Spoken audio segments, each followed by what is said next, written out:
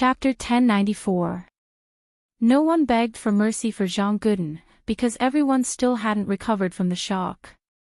Jean Gouden's screams became weaker and weaker. Finally, he passed out from being stepped on. Seeing that Jean Gouden could no longer speak, the representatives of the big and small families from Acropolis City heaved a sigh of relief. Zhang Hui didn't even bother to look at Jean Gouden. He immediately ran to Qin Feng with a smile. "Young Master Qin, I didn't know you were back. Sorry for not coming out to greet you." Zhang Hui took the lead, and the rest of the family representatives followed. "Young Master Qin, do you still remember me? I'm Zhou Ming, the elder of the Zhou family. Young Master Qin, the Zhang family is here to welcome young Master Qin back." More than 30 family representatives greeted Qin Feng respectfully. Qin Feng merely nodded as a reply. More and more villagers gathered around. Almost everyone in Mohe village was here. Most of the villagers didn't know Zhang Hui and the others, nor did they know the power of the big and small families in Acropolis City. However, these people were all dressed luxuriously and had fair skin. One look and you could tell they were important people from Acropolis City. So many big shots were currying favor with Qin Feng. Moreover, Go Danzhang was knocked unconscious and tossed to the side. Even the dumbest person could see that Xiao Li's boyfriend was truly incredible. Xiao Li, who is young Master Qin. After Li Chui regained her senses, she immediately pulled Xiao Li to the side.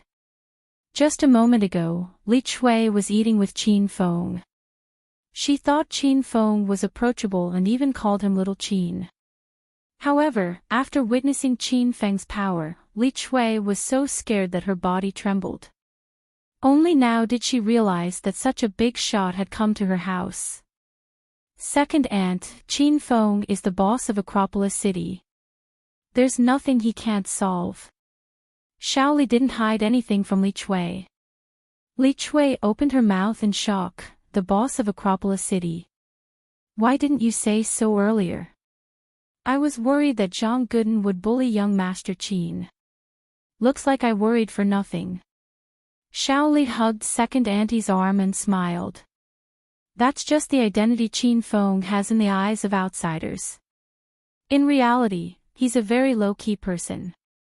In front of his own people, he's always amiable and approachable. Second auntie, don't think too much about it. Li Chui could tell that Qin Feng didn't put on airs. However, after knowing Qin Feng's identity, she didn't dare to call him Little Qin anymore. It felt weird. After the big and small families of Acropolis City greeted Qin Feng, they all stood quietly to the side, waiting for Qin Feng to give orders. Gouden City. Young Master Qin, these are your friends, right? Come in and have a seat, I'll cook for everyone. Li Chui came back to his senses and quickly called out to everyone. He couldn't afford to offend these big shots. Yeah, we don't want to eat. We'll just watch you eat. Under Qin Feng's imposing manner, these important people of Acropolis City didn't even know how to speak. Qin Feng was amused by these people. He suddenly said, Auntie Li's house is too small to serve so many people. Let's move the tables to the courtyard. Fellow villagers, why don't you move your tables and chairs here? Let's have a get-together. The villagers loved to have get-togethers. It was lively and festive. The stunned villagers suddenly came to their senses. They all agreed with Qin Feng's suggestion and rushed home to move the tables and chairs. Young Master Qin, we still have a basket of eggs. Let Auntie Li use it to cook a few more dishes. Young Master Qin, we have an old hen that was waiting to lay eggs. Since so many important guests came, let's slaughter it for everyone's feast. Though Mo village was poor, the villagers were honest and passionate. They brought all the food they had at home, and some even made some medicinal wine and side dishes. These were all things that the villagers were usually reluctant to eat. Usually, they would only take them out when there was a joyous occasion in the village or when guests came to visit. Zhang Hui and the others usually ate shark's fin, bear's paw, and other delicacies. Obviously, they looked down on the things the villagers brought out. However, everyone could see that Qin Feng was friendly with the villagers, so they didn't dare to offend them. Village Chief Niu also came and invited everyone to take a seat. There were more than 10 small tables in the courtyard. Everyone sat around different tables. Qin Feng sat at the table in the middle. He had the highest status in the entire place. Zhang Guodan had long been thrown out by the Feng group. No one cared about his life or death. This guy was usually full of evil, so no one liked him. Many women in the village went to the kitchen to help Li Chui cook. There were also people who were responsible for serving food to the tables outside. Soon, more than 10 tables were filled with food and various kinds of wine. It felt as lively as the new year. The food and wine were all there, but no one moved their chopsticks. Everyone's eyes were focused on Qin Feng. Today, Qin Feng was the main character. Fellow villagers, on behalf of the rich families of Acropolis City, I thank everyone for your warm hospitality. Mo Village is a good place. I believe that after this meal, my friends will invest in the construction of Mo Village. Qin Feng asked Zhang Hui and the others to stay because he wanted to help Mo Village. Qin Feng's words stunned the villagers of Mo Village. Then, they looked at the rich young men sitting around them in surprise. Young Master Qin, I'm willing to invest $10 million to build a Mohi village and develop it into a tourist attraction. Zhang Hui was the first to stand up. Spending $10 million to get Qin Feng to like him was worth it. Young Master Qin, on behalf of the Zhou family, I'll also invest $10 million to build Mo Village. Elder Zhou Ming followed. Our Li family is willing to invest $5 million to help young Master Qin develop Mo Village. 3 million, one after another, the rich young men stood up with their wine glasses. After they expressed their stance, they drank the white wine in one gulp. They were considered to be familiar with Qin Feng. Everyone present was from the big and small families of Acropolis City. They were all rich, and none of their bids were lower than 1 million. Don't underestimate these millions, because it was the first time many of them had seen Qin Feng. They spent a few million just to show their faces in front of Qin Feng. As for whether Qin Feng would remember them afterward, it was hard to say. Soon, more than 30 family members expressed their stance. The total amount of money they invested in Mo Village was almost 100 million. The villagers of Mo Village were dumbfounded. Hearing these rich men in suits and leather shoes say millions and even tens of millions, the villagers even wondered if there was something wrong with their ears. Or maybe they didn't live in the same world. Did they say millions as if it was just a few dollars? Okay, I appreciate everyone's kindness. If you have any problems in Acropolis City in the future, you can go to Hero City to find Lu Jia. He will help you according to the situation. Qin Feng's words caused everyone to be extremely excited. Qin Feng was no longer just a hedonistic young master in Acropolis City. His name had spread throughout the provincial capital. Qin Feng was the #1 martial artist in the secular world of China. The Qin family in the provincial capital had already stepped into the top position of the 4 major families in the provincial capital. Qin Feng's words were precious. It could be the key to the future development of a family. The villagers of Mo Village did not understand the reason behind this. They still had their mouths wide open, not understanding the situation. Ha! Bosses from Acropolis City, I am Village Chief Niu of Mohi Village. I thank everyone for their kindness on behalf of all the villagers of Mohi Village, but let's forget about what we said just now. Everyone, just eat and drink well, don't stand on ceremony. Chief Niu stood up and expressed his stance on behalf of Mo Village. He didn't take the investment money that Zhang Hui and the other rich young masters were talking about to heart. In fact, the villagers of Mo village didn't take it to heart either. Everyone thought these people were joking and probably wanted to suck up to Qin Feng. The villagers of Mo village had seen this kind of thing many times. They often heard from their superiors that they wanted to invest in Mo village, but they had not seen any money yet. Moreover, these rich young masters of Acropolis City had no relationship with Mo village. How could they really help Mo village? Chief Nyo, don't say that. I really want to invest 10 million. How about this, send me the village's financial account number and I'll send the money over now. Zhang Hui jumped up anxiously. He did not dare to lie in front of Qin Feng. He had to do what he said. Otherwise, Qin Feng would kill him. Chief Nyo was dumbfounded. He looked at the other villagers and did not know what to do. Why did he give these rich young masters a way out of this embarrassing situation? Chief Nyo, give him the village's financial account number, Qin Feng said with a chuckle. Chief Nyo hesitated for a moment. Finally, he clenched his teeth and gave him an account number. Although the villagers did not believe that these rich young masters would really invest, they hoped that someone would invest in developing Mo village. Ding! Not long after he gave the account number, Chief Nyo's phone rang. He opened the message and glanced at it. He was so shocked that he threw the phone away. Really, really rich. 10 million, whoosh. Chief Nyo's words sent the villagers into a frenzy. These villagers did not believe what Zhang Hui and the other rich young masters said.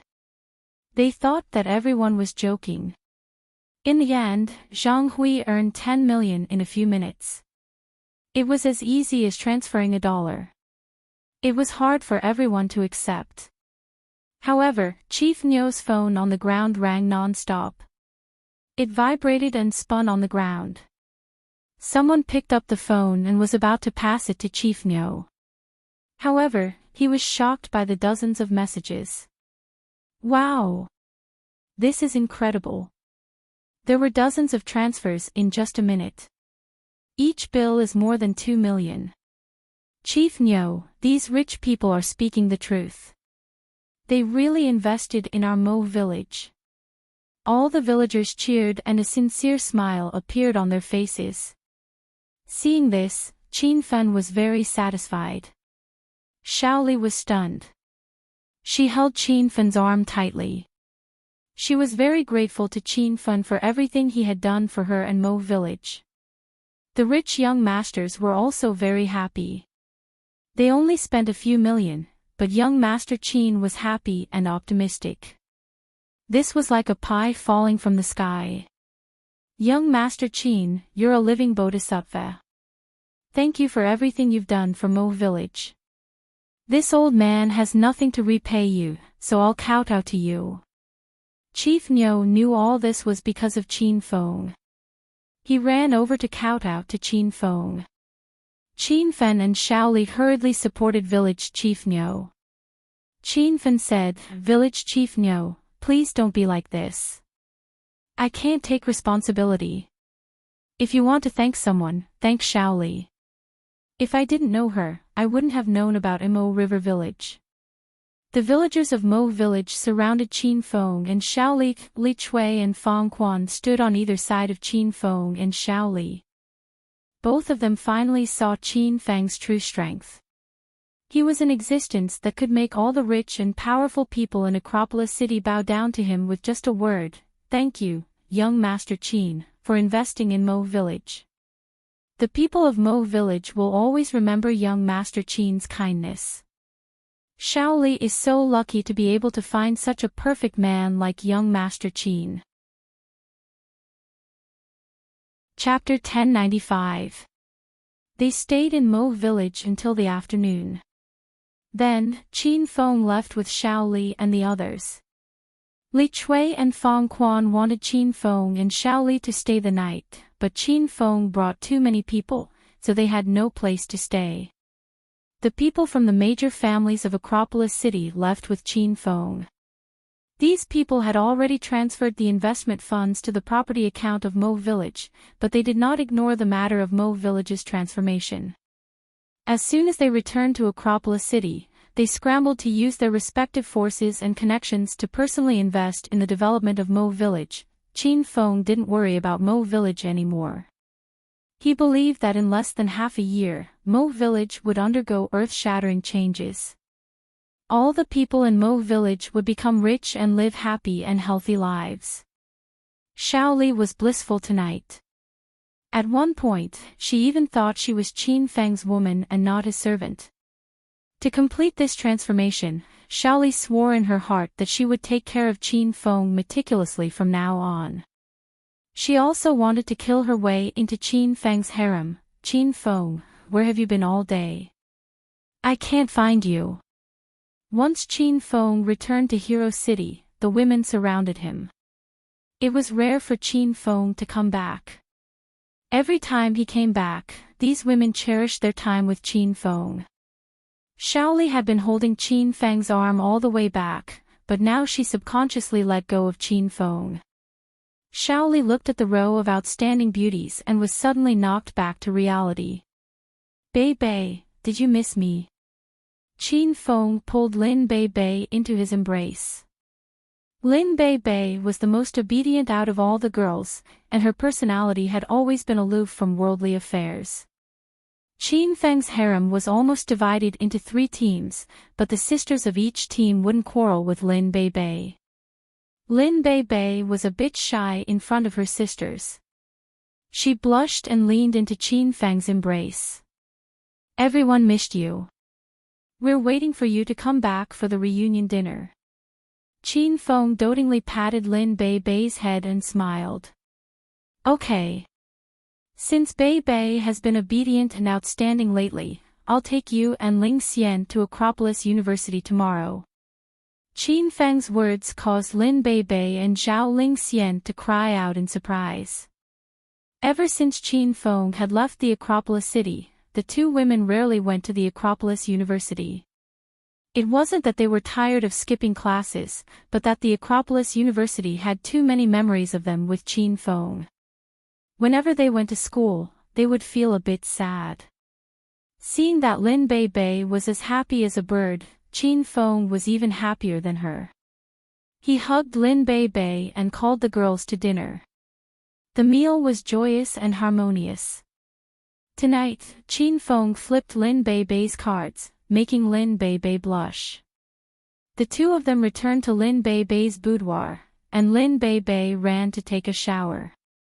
Qin Feng sat on the large pink bed and watched TV. Suddenly, a system notification rang in his head. Ding! Congratulations, host Qin Feng, for completing the Founder main mission, establishing the Hero Alliance, and developing the Hero Alliance into the #1 force in the outer world.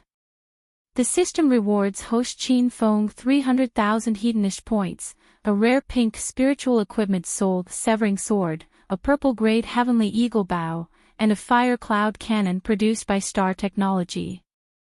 Host points, 839,000. Qin Feng was overjoyed that he had completed the Founder mission. The main mission was to develop the Hero Alliance into the #1 force in the outer martial arts world. Qin Feng thought the outer martial arts world was the #1 force in the outer hidden sections. Although Qin Feng had become the leader of the martial arts world, he still knew his own limits. Compared to the inner hidden sects, Qin Feng's realm and the Hero Alliance's current force were only average. Qin Feng hurriedly looked at the reward of the mission. Rare pink equipment, soul-severing sword. Equipment introduction, a celestial sword formed by infusing true origin force. It specializes in slaying demons and ghosts.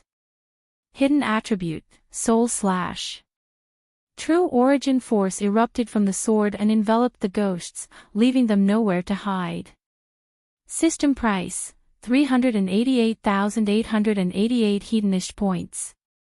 The introduction of the soul-severing sword was powerful and magical. Qin Feng was instantly intrigued. He waved his hand, and a sword without a blade appeared in his hand. Buzz! Qin Feng infused a strand of inner qi into the sword hilt. Suddenly, the soul-severing sword let out a series of sword cries as if it was suddenly activated. A pink light shot out and transformed into a sword that was more than a meter long. The sword radiated a majestic true qi as if it was going to devour the heaven and earth. Qin Feng felt a sense of familiarity when he held the soul-severing sword in his hand. The true qi in the sword radiated the same aura as the halo of justice emblem and the angel sword. These three spiritual equipment were also treasures that could slay evil auras, and they specialized in slaying demons and ghosts. Qin Feng waved his hand, and the soul-severing sword streaked across the void. The scattered true qi took the initiative to attack and engulfed the entire room. After Qin Feng met Shaoli, he had a better understanding of spirits. He clearly sensed that the chilling auras in the room had suddenly dissipated.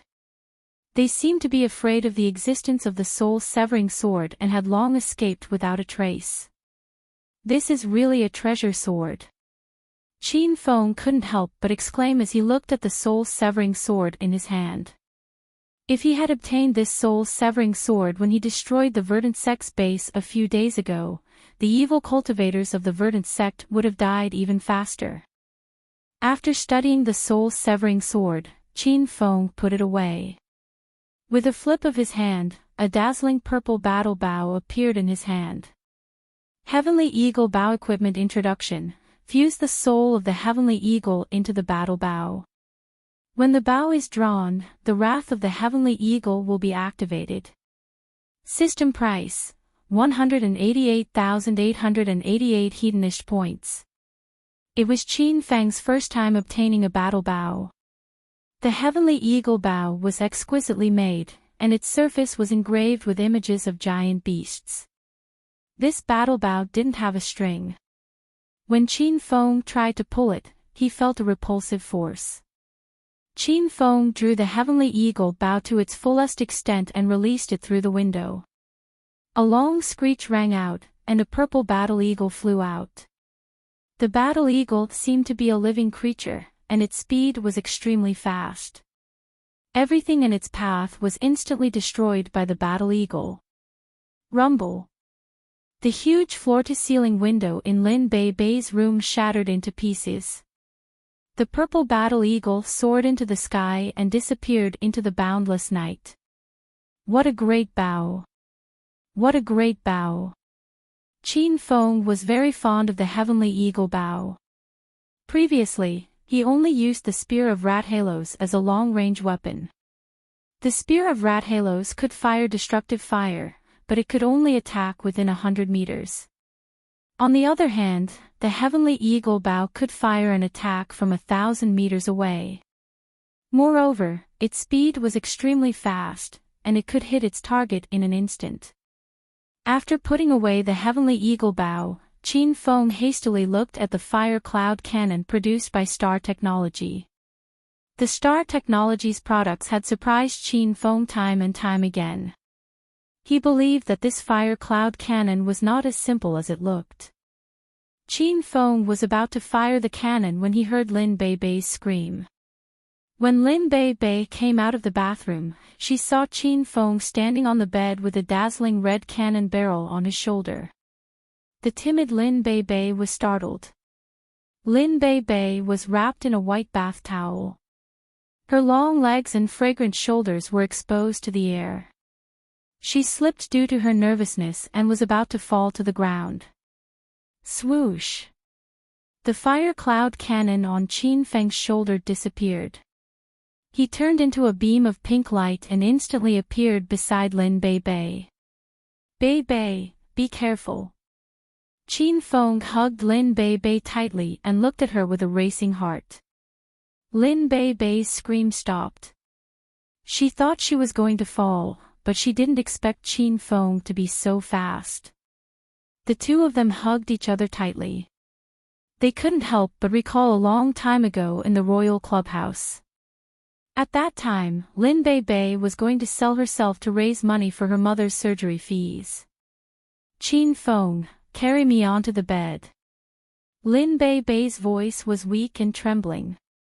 Qin Feng was already extremely tempted by Lin Bei Bei's pink skin. He leaped onto the bed and pulled off Lin Bei Bei's bath towel. Then, he heard Lin Bei Bei's scream. "Ah! Qin Feng, there's a thief." "Thief? Where?" Qin Feng immediately jumped off the bed and quickly looked around. However, there was no one else in the room.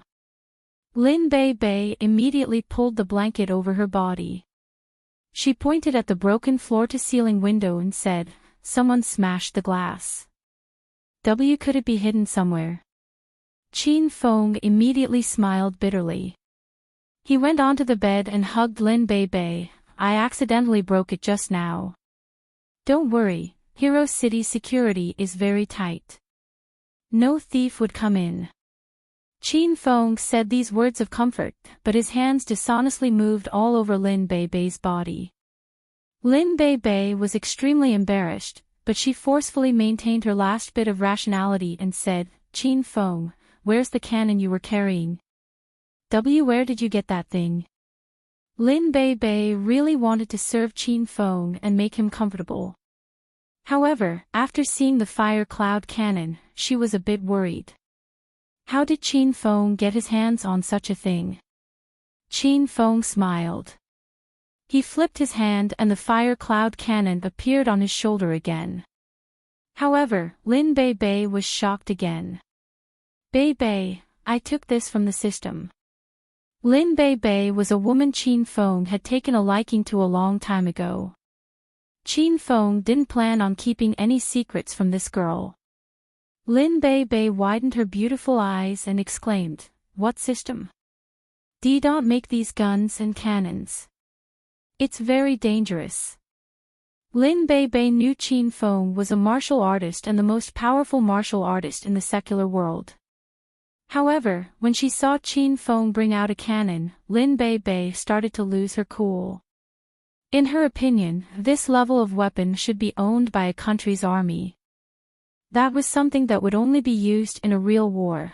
The system is something that exists in my head. It's my biggest secret. The reason why I went from being a hedonistic young master to the strongest martial artist in the secular world is because of the system's help. This fire cloud cannon is the reward I received from completing the system's mission.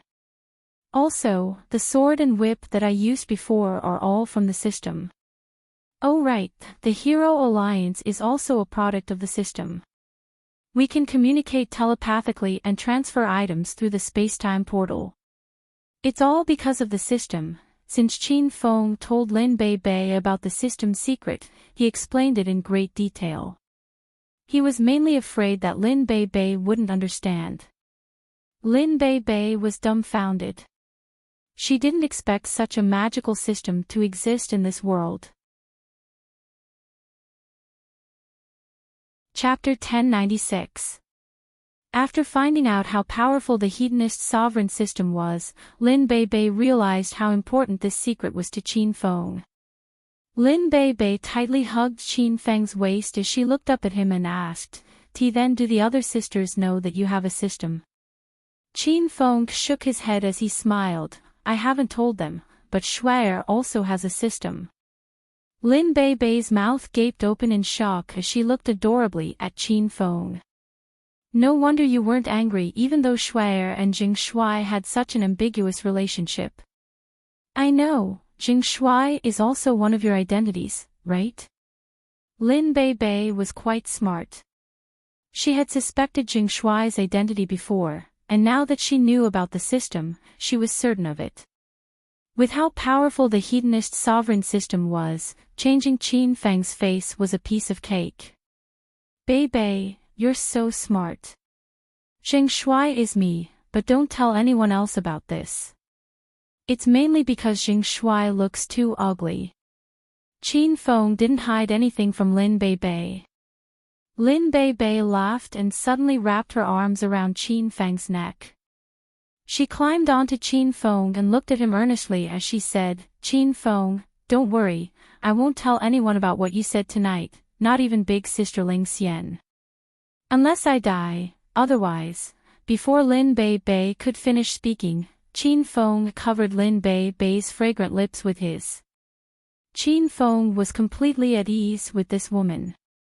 Back when Yuan Xiang had wanted to force himself on Lin Bei Bei, in order to protect her chastity towards Qin Feng, Lin Bei Bei would rather kill herself than submit. Although this woman looked weak and timid, she was incredibly strong when she was serious. The pink bed started to sway more and more violently. Lin Bei Bei hadn't had fun with Qin Feng in a long time, so she did her best to cooperate with him. Qin Feng, the window's gone. Won't the sisters hear us and come in? Lin Bei Bei held back her cries. She was still too shy. With a thought from Qin Feng, the two of them suddenly turned into a ray of pink light and disappeared from Lin Bei Bei's room. Ah! Qin Feng, are we flying? Lin Bei Bei couldn't help but cry out. Just a second ago, she had been lying on the bed with Qin Feng, and now the outline of Hero City was under their feet and the howling wind was by their ears. Qin Feng stood on his flying sword and hugged Lin Bei Bei. He said forcefully, "No one can see us now. You're not shy anymore, right?" Translator, Endless Fantasy Translation Editor, Endless Fantasy Translation Translator, Endless Fantasy Translation Editor, Endless Fantasy Translation Translator, Endless Fantasy Translation Editor, Endless Fantasy Translation Translator, Endless Fantasy Translation Editor, Endless Fantasy Translation Translator, Endless Fantasy Translation Editor. Endless Fantasy Translation. It was Qin Feng's first time stepping on a cosmic flying sword to battle. This kind of battle was very exciting, but it also consumed a lot of qi. The two of them fought until the latter half of the night, and Qin Feng carried Lin Bei Bei back to the room. Lin Bei Bei had been exhausted for a long time, and she fell asleep peacefully in Qin Feng's arms. Qin Feng, on the other hand, was not sleepy at all. He had planned to unlock the interface of star technology for a long time. Since he was free tonight, he spent 500,000 hedonist points and successfully unlocked the interface of star technology. Ding! Congratulations host Qin Feng for spending 500,000 hedonist points to unlock the star technology interface. Host Qin Feng points, 339,000 hedonist points. Ding! Congratulations host Qin Feng for spending more than 1 million hedonist points and leveling up to rank 7 hedonist mortal. The system rewards host Qin Feng with a hero lucky draw ticket, and the hidden interface, Immortal Island, has appeared. Qin Feng had obtained the hedonist sovereign system less than a year ago, and he had spent a total of 1 million hedonist points. This shocked Qin Feng. However, the system's character leveling up was too slow. Qin Feng was only a rank 7 hedonist mortal. He didn't even dare to think about obtaining the system's secret for free when he reached rank 9 supremacy. Little pig, what is the interface of Immortal Island? Qin Feng asked. Master, the Immortal Island is a very, very powerful interface. It's even more powerful than the interface of star technology. As for the functions and effects of the Immortal Island, I can't tell you for now. Little Pig said. Qin Feng was amazed. The interface of star technology was already powerful enough, and now there was another interface that was even more powerful. The longer Qin Feng owned the hedonist sovereign system, the more he felt the power of the system. Where did such a powerful system come from? Qin Feng couldn't help but worry about the harm the system would bring to Earth. If the system's secret was leaked, there would be a destructive war. Where was the person who created the system? If it appeared on Earth, the consequences would be unimaginable. Little Pig, how many hedonist points does it cost to open the Immortal Island? Master, it costs 2 million hedonist points, Qin Feng exclaimed. 2 million hedonist points. This price was a bit too high. Even the interface of star technology could be opened for 500,000 hedonist points. Little Pig could read Qin Feng's mind and continued to say, "Master, the hedonist sovereign system is very precise with the location of each item and interface. Since it's priced at 2 million hedonist points, the effects of opening the Immortal Island will definitely be worth it. So, according to you, the Immortal Island is just like its name, and there are immortals living on it?" Qin Feng's curiosity was piqued. He saw a bright serpent lightning hovering above Little Pig's head. Little Pig scowled and looked at Qin Feng with an expression that said, "You know what I mean." Qin Feng was speechless and didn't ask Little Pig any further. However, Qin Feng's mind was full of thoughts and he thought of many possibilities regarding the Immortal Island. Qin Feng still felt that there were immortals living on the Immortal Island. China had developed for more than 5,000 years. If there were people cultivating since ancient times and those people were still alive, wouldn't they be real immortals? The most powerful people Qin Feng had come into contact with were at the True Qi stage. True Qi stage was only a spiritual master and extended their lifespan by more than 10 years. However, they hadn't reached the stage where they could live beyond the mortal world. "Qin Feng, didn't you sleep last night?" Qin Feng thought about this for an entire night and was pulled back to reality by Lin Beibei's voice. Qin Feng still didn't understand what kind of powerful realm the Immortal Island was. He could only wait until he had accumulated 2 million hedonist points and unlocked it. Then, the truth would be revealed. Qin Feng said he would take Lin Beibei and Zhao Lingxian to the Acropolis University today. After everyone finished eating early in the morning, Qin Feng drove the two girls to the university. The three of them hadn't been to the Acropolis University for a long time. As they stood at the school gate and looked at the glittering words, Acropolis University, the three of them felt quite emotional. Back then, Qin Feng was dissolute and unrestrained at the university, but he couldn't subdue Zhao Lingxian and Lin Beibei. Now that Qin Feng stood at the gate with his arms around the two campus beauties, he immediately attracted a lot of attention. Holy shit! That's young Master Qin. I haven't seen him in a long time, and he actually subdued Zhao Lingxian and Lin Beibei. In this world, who's the best at picking up girls? Your elder only admires young Master Qin. AI. These two goddesses were originally quite pure, but in the end, they were tempted by money and power. They actually put down their pride and served Qin Feng together. The world is so cold. It really is young Master Qin. Let's hide. Right now, Acropolis City is young Master Qin's world, and he calls the shots in the capital. There were many rich kids studying at Acropolis City University. These people had all heard of Qin Feng's legendary deeds in the past half a year or so. They were usually arrogant and unrestrained at school, but now that they saw Qin Feng, they ran away like mice that had seen a cat. Qin Feng was very famous at Acropolis City University. Even though he hadn't been to school in half a year, there were still many students who came to see him. Lin Beibei and Zhao Lingxian were both legendary figures at the university. These two campus beauties hadn't come to class for a long time, and the losers at the university missed them greatly. Beibei, you're really back. I missed you so much. A few girls ran over to Lin Beibei and grabbed her hand as they cheered. Lin Beibei was also very happy to see her good friends, and went to chat with them. Zhao Lingxian was famous at school for being an ice goddess. Because she was cold, arrogant, and noble, she didn't have many friends, so she quietly held Qin Feng's arm and stood to the side.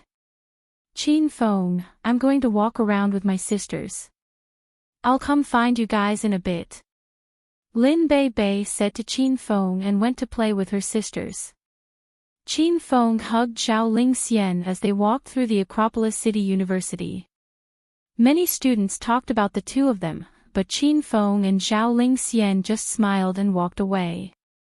Acropolis City University hadn't changed. Qin Feng and Zhao Lingxian walked through the familiar willow path, the little garden that couples often came to, and the man-made artificial mountains and lakes. Finally, they went to the large classroom that they often attended classes in. Stinky Qin Feng, do you remember what stupid things you did in this classroom? As soon as they entered the classroom, Zhao Lingxian threw Qin Feng's arm off and complained. Of course, Qin Feng understood what Zhao Lingxian was thinking, and walked up to her and hugged her. Lingxian, I was young and impetuous back then. I'll apologize to you, alright? I was blind and broke off the engagement with you in front of everyone. Now, my intestines are all green from regret. Qin Feng put on a pained expression, and Zhao Lingxian was instantly amused. She wasn't angry about what had happened, and instead felt that it was quite amusing. Zhao Lingxian turned and lay in Qin Feng's embrace. The two of them returned to the Acropolis City University and sat in the same classroom. It seemed as if nothing had changed, but their relationship had completely changed. Qin Feng, you can only tell me about breaking off the engagement once in this lifetime. If you tell me again in the future, I'll really leave.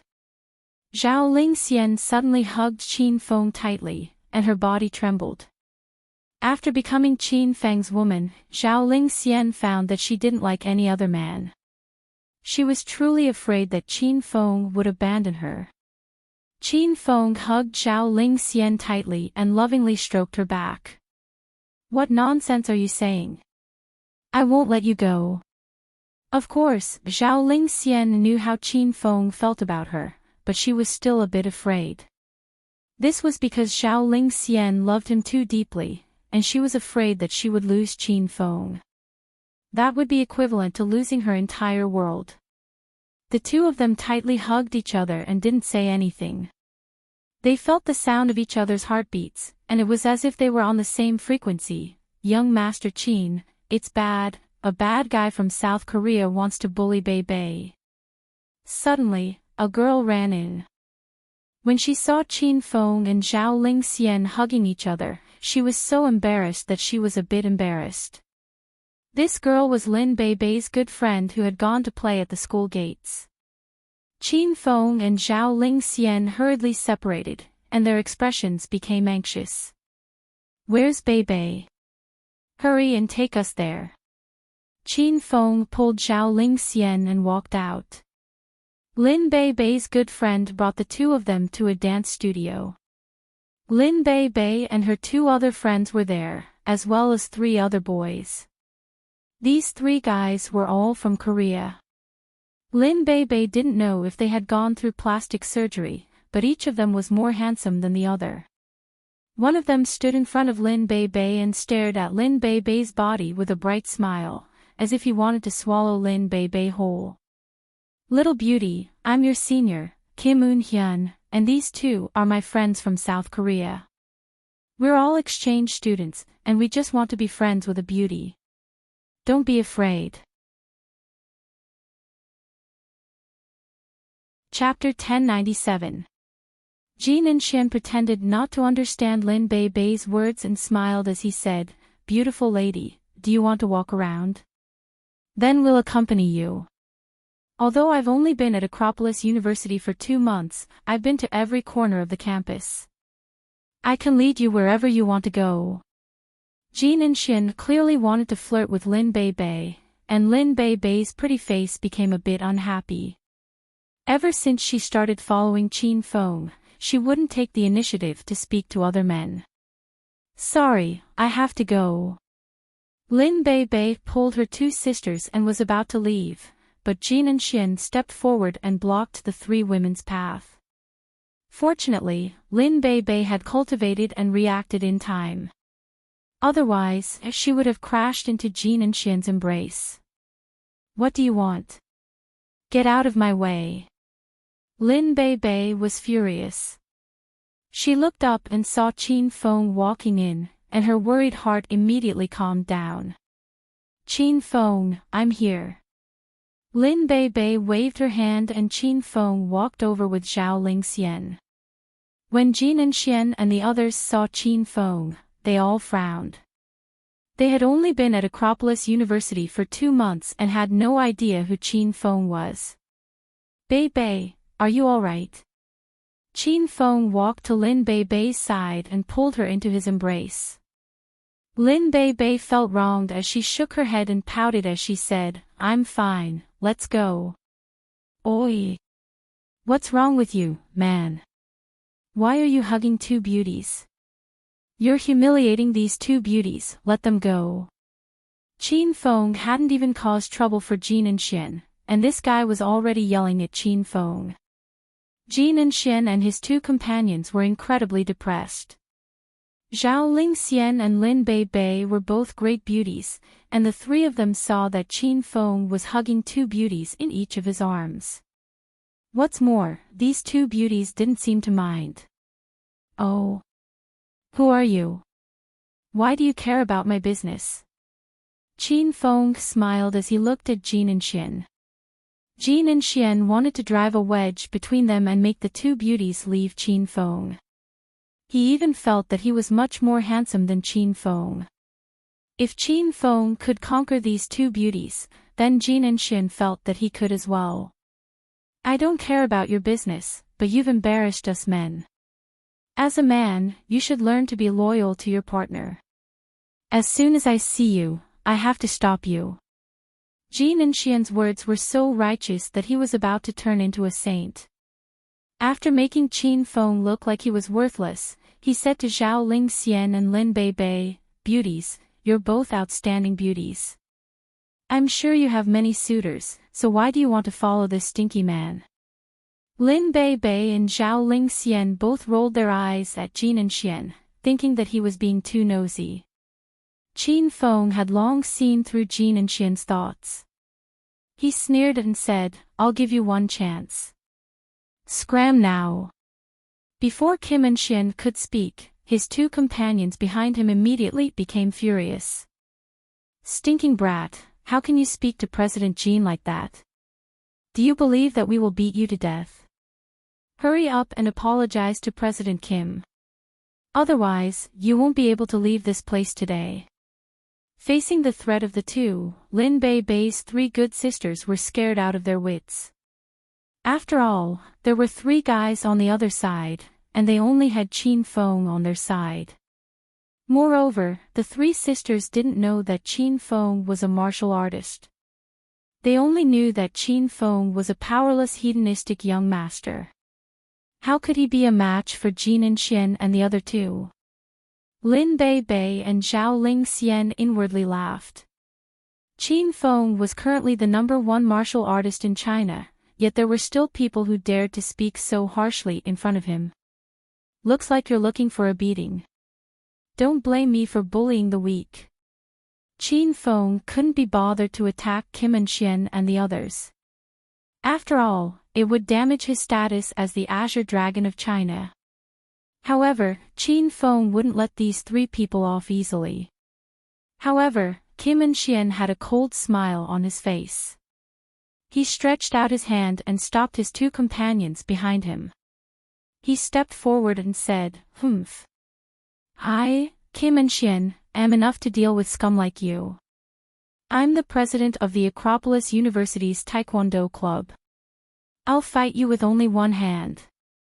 After hearing Kim and Xian's words, Lin Bei Bei and Zhao Lingxian laughed so hard that tears almost came out of their eyes.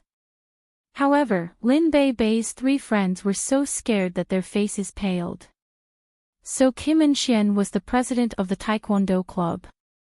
His skills must be incredible. Qin Feng was going to lose today. There's no need to fight me. You don't have the right. I suggest that the 3 of you come at me together. Otherwise, you won't be able to fight me. Qin Feng calmly looked at Kim and Xian. Kim and Xian was instantly displeased. Chinese coward, your elder said I'll fight you with only 1 hand, so I'll fight you with only 1 hand. Do you dare to fight me or not? Qin Feng was annoyed. He slapped Kim and Xian. Before Kim and Xian knew what was going on, he was sent flying. Boom! A massive explosion sounded out in the dance studio. Kim and Xian flew 10 or so meters away and crashed heavily at the entrance. Lin Bei's 3 friends were dumbfounded. Kim and Xian's 2 friends were also dumbfounded. Kim and Xian was the president of the Taekwondo club, and he was a black belt in Taekwondo. Normally, he could fight 7 or 8 university students by himself. However, he was KO'd by Qin Feng with a single slap.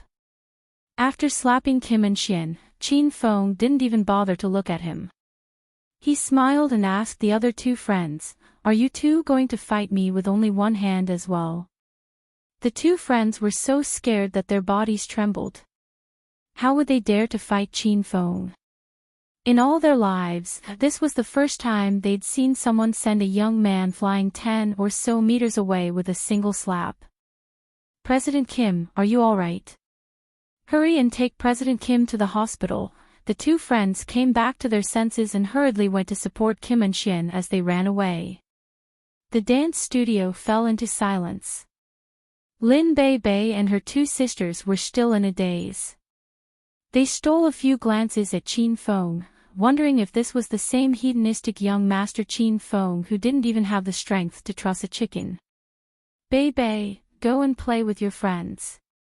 If anyone dares to bother you again, just do it yourself. Lin Bei was now a stage 3 inner chi martial artist. In the entire Acropolis city, there weren't many people who were a match for Lin Bei, let alone Acropolis University. Lin Bei nodded. Previously, she was kind-hearted and didn't want to hurt Kim and Xian. However, now she'd thought it through. If bad guys pestered her again, she'd personally teach them a lesson. Qin Feng, big sister Ling Xian, will go and play first. You guys have fun here. Lin Bei pulled her 3 friends away. When they reached the dance studio's entrance, she turned around and smiled at the 2 people. That smile was a bit ambiguous. Only Qin Feng and Zhao Ling Xian were left in the dance studio. Zhao Ling Xian naturally understood Lin Bei's smile. This time, Qin Feng had slept with other women for the past few nights, so Zhao Ling Xian hadn't had the chance to be intimate with Qin Feng. "Ling Xian, didn't you learn how to dance before? Dance for me."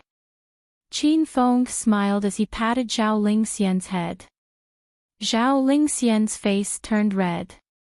She suddenly took a step back and began to twist and turn in the spacious dance studio. Qin Feng watched for a few seconds and couldn't keep his cool. Zhao Ling Xian was doing a striptease. Zhao Ling Xian was tall and slender, and her dance was sexy and enchanting. Soon, she was in the air. Qin Feng had already pressed himself against her, but Zhao Ling Xian turned around to avoid Qin Feng. She placed one of her long legs on the leg-stretching platform. Her movements were simply too perfect. "Ling Xian, you're a vixen." Qin Feng laughed as he leaped over. This time, Zhao Ling Xian didn't dodge and allowed Qin Feng to hug her. Zhao Ling Xian's dancing skills were pretty good. She was good at all sorts of moves. Even Qin Feng was dumbfounded. Because they were in the dance studio, Qin Feng didn't play for too long. Half an hour later, the 2 of them got dressed and walked out. Lin Bei had also finished playing and returned. Her 3 good friends had already left. Lin Bei looked at Zhao Ling Xian's rosy face and understood some things. The 3 of them walked around the Acropolis University. When they saw that the sky was almost dark, they prepared to go back. Just as they arrived at the school gate, a large group of men in Taekwondo uniforms blocked the gate. When they saw Qin Feng, they immediately surrounded him. "It's this bastard. He broke our President Kim's bones."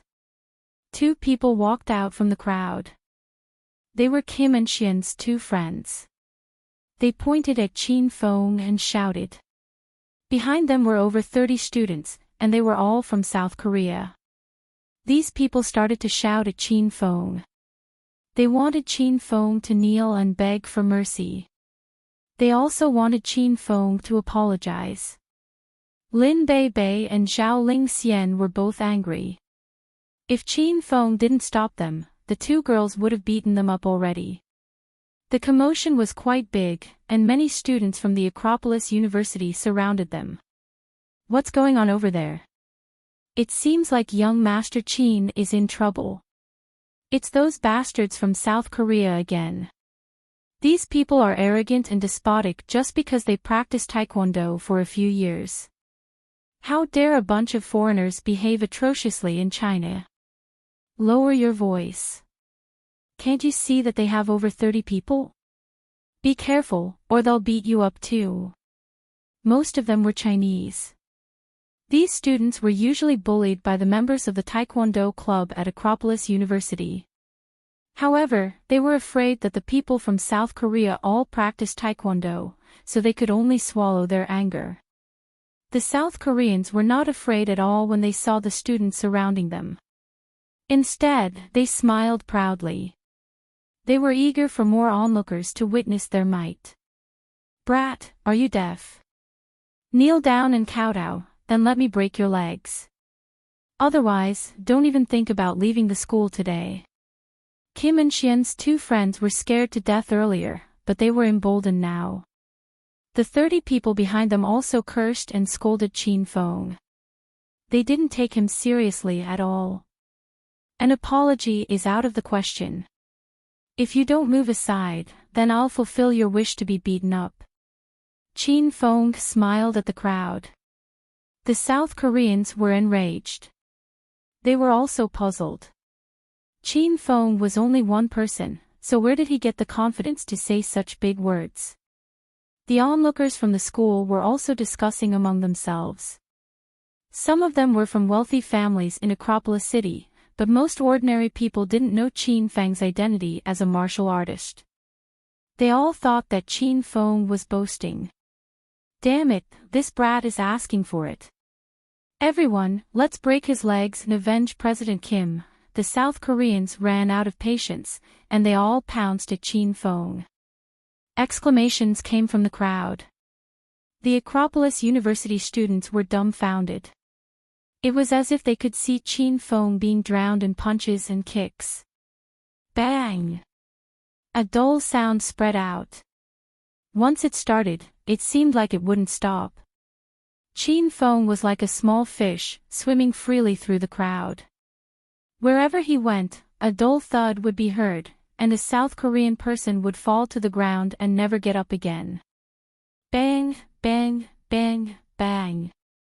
The loud noises were incessant, and the speed was as fast as firecrackers. In less than half a minute, everything calmed down. Qin Feng had already returned to his original spot. He hugged Lin Bei and Zhao Ling Xian with a calm expression on his face. However, in front of Qin Feng, the arrogant and despotic South Koreans all fell to the ground and couldn't get up. They were rolling around in pain and screaming in pain. The students were dumbfounded. Qin Feng's attacks were too fast. Before they could understand what was going on, the fight was already over. After Qin Feng beat them up, he acted as if nothing had happened. These Taekwondo club members were too much of a scumbag, and Qin Feng couldn't even be bothered to attack them. The three of them left Acropolis University, leaving the onlookers in a state of confusion. It wasn't until Qin Feng, Zhao Ling, and Zhao Ling disappeared into the car that the onlookers gradually came to their senses. Chapter 1098. Qin Feng accompanied Zhao Ling Xian and Lin Bei to the Acropolis University. The next day, he accompanied Lu Wenjing to the teacher's college. Back then, Qin Feng went to the teacher's college to look for Lu Wenjing. At that time, Gao Hu, one of the 5 small families of Acropolis City, wanted to have a basketball match with Qin Feng. Later, Sima too came, and Qin Feng beat Gao Hu up. At that time, Qin Feng was still fighting against the losers of the normal university at Lover's Bridge. He had beaten the boys who chased after Lu Wenjing into a sorry state. When Qin Feng stood on Lover's Bridge with Lu Wenjing in his arms, the two of them were deeply touched. Qin Feng accompanied a few women almost every day. He searched for the things they had done and some sweet memories. After a few days, Qin Feng accompanied all the beauties. He felt like he was going to die from exhaustion. Hero City was developing better and better. Ever since Qin Yi joined Hero City, he had been working diligently for Lu Jia. After Chang Axayan arrived at Hero City, she became a teacher and taught the children from Herb Village. Xiao Shishir also stayed in Hero City, but she still went to Devil Beast Mountain every day. Qin Feng didn't stop her since she still had a revenge plan to complete. Moreover, Qin Feng felt more at ease now that Xiao Shishir was protected by the white-haired demonic ape. Zhang Kuku would also go to the mountain with Xiao Shishir when she was free. However, Zhang Kuku's purpose was to hunt and release the energy in her body. After staying in Hero City for a week, Qin Feng suddenly received news from the Outer Wulin. Qin Feng returned triumphantly after winning the title of the Martial Arts League Master. However, the Outer Wulin didn't hold an official Martial Arts League Master Ascension ceremony for Qin Feng. In fact, there were some problems with the Stellar Gate.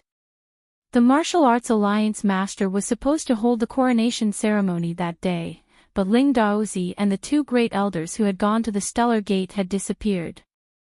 Even the Vice Gate Master Ling Tianhai had disappeared. Since the Starlight Sect had no one to host the Martial Arts League Master Ascension ceremony, it was cancelled immediately. After the people from the Starlight Sect returned, they waited for a week and still didn't see Ling Daozi and the others. Under the pressure from the hidden sects, the matter couldn't be delayed any longer. The Starlight Sect sent a message to Qin Feng to the Starlight Sect to hold the Martial Arts League Master Ascension ceremony as soon as possible. After Qin Feng received the message, he decided to go to the Outer Wulin. However, Qin Feng was not in a hurry. The Starlight Sect told him to hurry up, so he had to go. Wouldn't he become a follower of the Star Sect? Qin Feng had to deal with the things at hand first. It would be more appropriate to let the people from the Starlight Sect wait for him. The last time Qin Feng left, he had set up a small spirit gathering formation. The effect of the spirit gathering formation was very obvious. It allowed Lin Bei and the other women to increase their realms by one level. This time, before he left, Qin Feng planned to set up a large spirit gathering formation that could accommodate at least 100 people to cultivate inside. The formation had to last for more than a month. Now that Qin Feng's strength had increased by leaps and bounds, and at the treasure convention in Devil City, he had snatched over 100 spirit stones. With Qin Feng's current strength, he could indeed set up a spirit gathering formation. However, in order to strengthen the formation, Qin Feng called the three heroes and Hua Bei over. Master! Ouyang Feng and Shimen Chui Shui respectfully greeted Qin Feng. Hua Tuo no longer hid his identity in front of Hua Bei. Master, Hua Tuo greets you. Qin Feng waved his hand, and the three heroes straightened their backs. Hua Bei stared at the scene in front of her, dumbfounded. She could not understand how Qin Feng managed to subdue these three elites. Grandpa Hua, you and the three of them will help me set up the formation. I'm about to leave, so I'm going to set up a spirit gathering formation before I leave. After that, all of you can cultivate faster inside the formation. Qin Feng explained his intention. Hua Bei was proficient in alchemy, but she was clueless about setting up a formation. Qin Feng, I don't know much about setting up a formation. I'll do whatever you want me to do. Qin Feng nodded and smiled. All right. Everyone, follow my instructions. I'll set up the formation. I'll need your inner qi and true qi to strengthen the formation. After Qin Feng finished explaining, he began to set up the formation. Qin Feng had set up the lesser spirit gathering formation last time, so he was quite familiar with it. He unlocked the memory of the 5 elemental formation and started to work according to the records of the spirit gathering formation.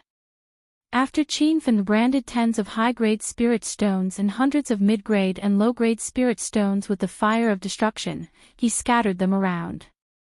Hua Bei and the other 3 followed Qin Fan's instructions and began to activate these spirit stones. Then, they pulled out a formless air barrier. Previously, Qin Feng set up the formation by himself. This time, with the help of 4 elites, the spirit gathering formation was finally completed. It enveloped a hidden fan in Hero City. Phew! Qin Feng, this spirit gathering formation is really powerful. It's a few times more powerful than the lesser spirit gathering formation. The density of the spiritual energy here is 15 times that of the outside world. Hua Bei exclaimed as she sat on the mountain peak and sensed the density of the spiritual energy around her. Qin Feng's eyes lit up. In the system, when the heavenly blessed cave pavilion was in its initial state, the density of the spiritual energy inside was 30 times that of Earth. This time, the spirit gathering formation was half as effective as the heavenly blessed cave pavilion. Cultivating in the heavenly blessed cave pavilion cost 1 hedonist point per second. However, cultivating in the spirit gathering formation was free. Moreover, the formation could last for at least a month. Qin Feng stood on the mountain peak where the spirit gathering formation was set up. He looked down at the buildings of Hero City. The mountain peak was surrounded by clouds and mist. It was as majestic as Mount Godly Dragon. It looked like a celestial mountain. As soon as the spirit gathering formation was set up, Zhao Ling Xian and the other women sensed the density of the spiritual energy and rushed over. Qin Feng, the spiritual energy here is so dense. Zhao Ling Xian's eyes were filled with stars. Chang Axian was a martial artist who had just reached stage 1 inner chi. She felt like her body was going to explode as soon as she entered the spirit gathering formation. Without saying a word, she sat cross-legged in the formation and started to cultivate. Ren Xiaoyao and Hua Yan also started to cultivate. The 2 women were the most powerful, so they needed more spiritual energy. Su Qiuyu and Su Xiatian ran to Qin Feng's side and sat down. Su Qiuyu sat down and started to cultivate while Su Xiatian played with Qin Feng and cultivated. Hua Baiyi and the 3 heroes also sat cross-legged in the plains on the mountain peak and started to cultivate. Ouyang Feng and the other 2 heroes could cultivate on their own. However, Earth's magnetic field greatly restricted their own magnetic field. Before this, they couldn't cultivate on Earth.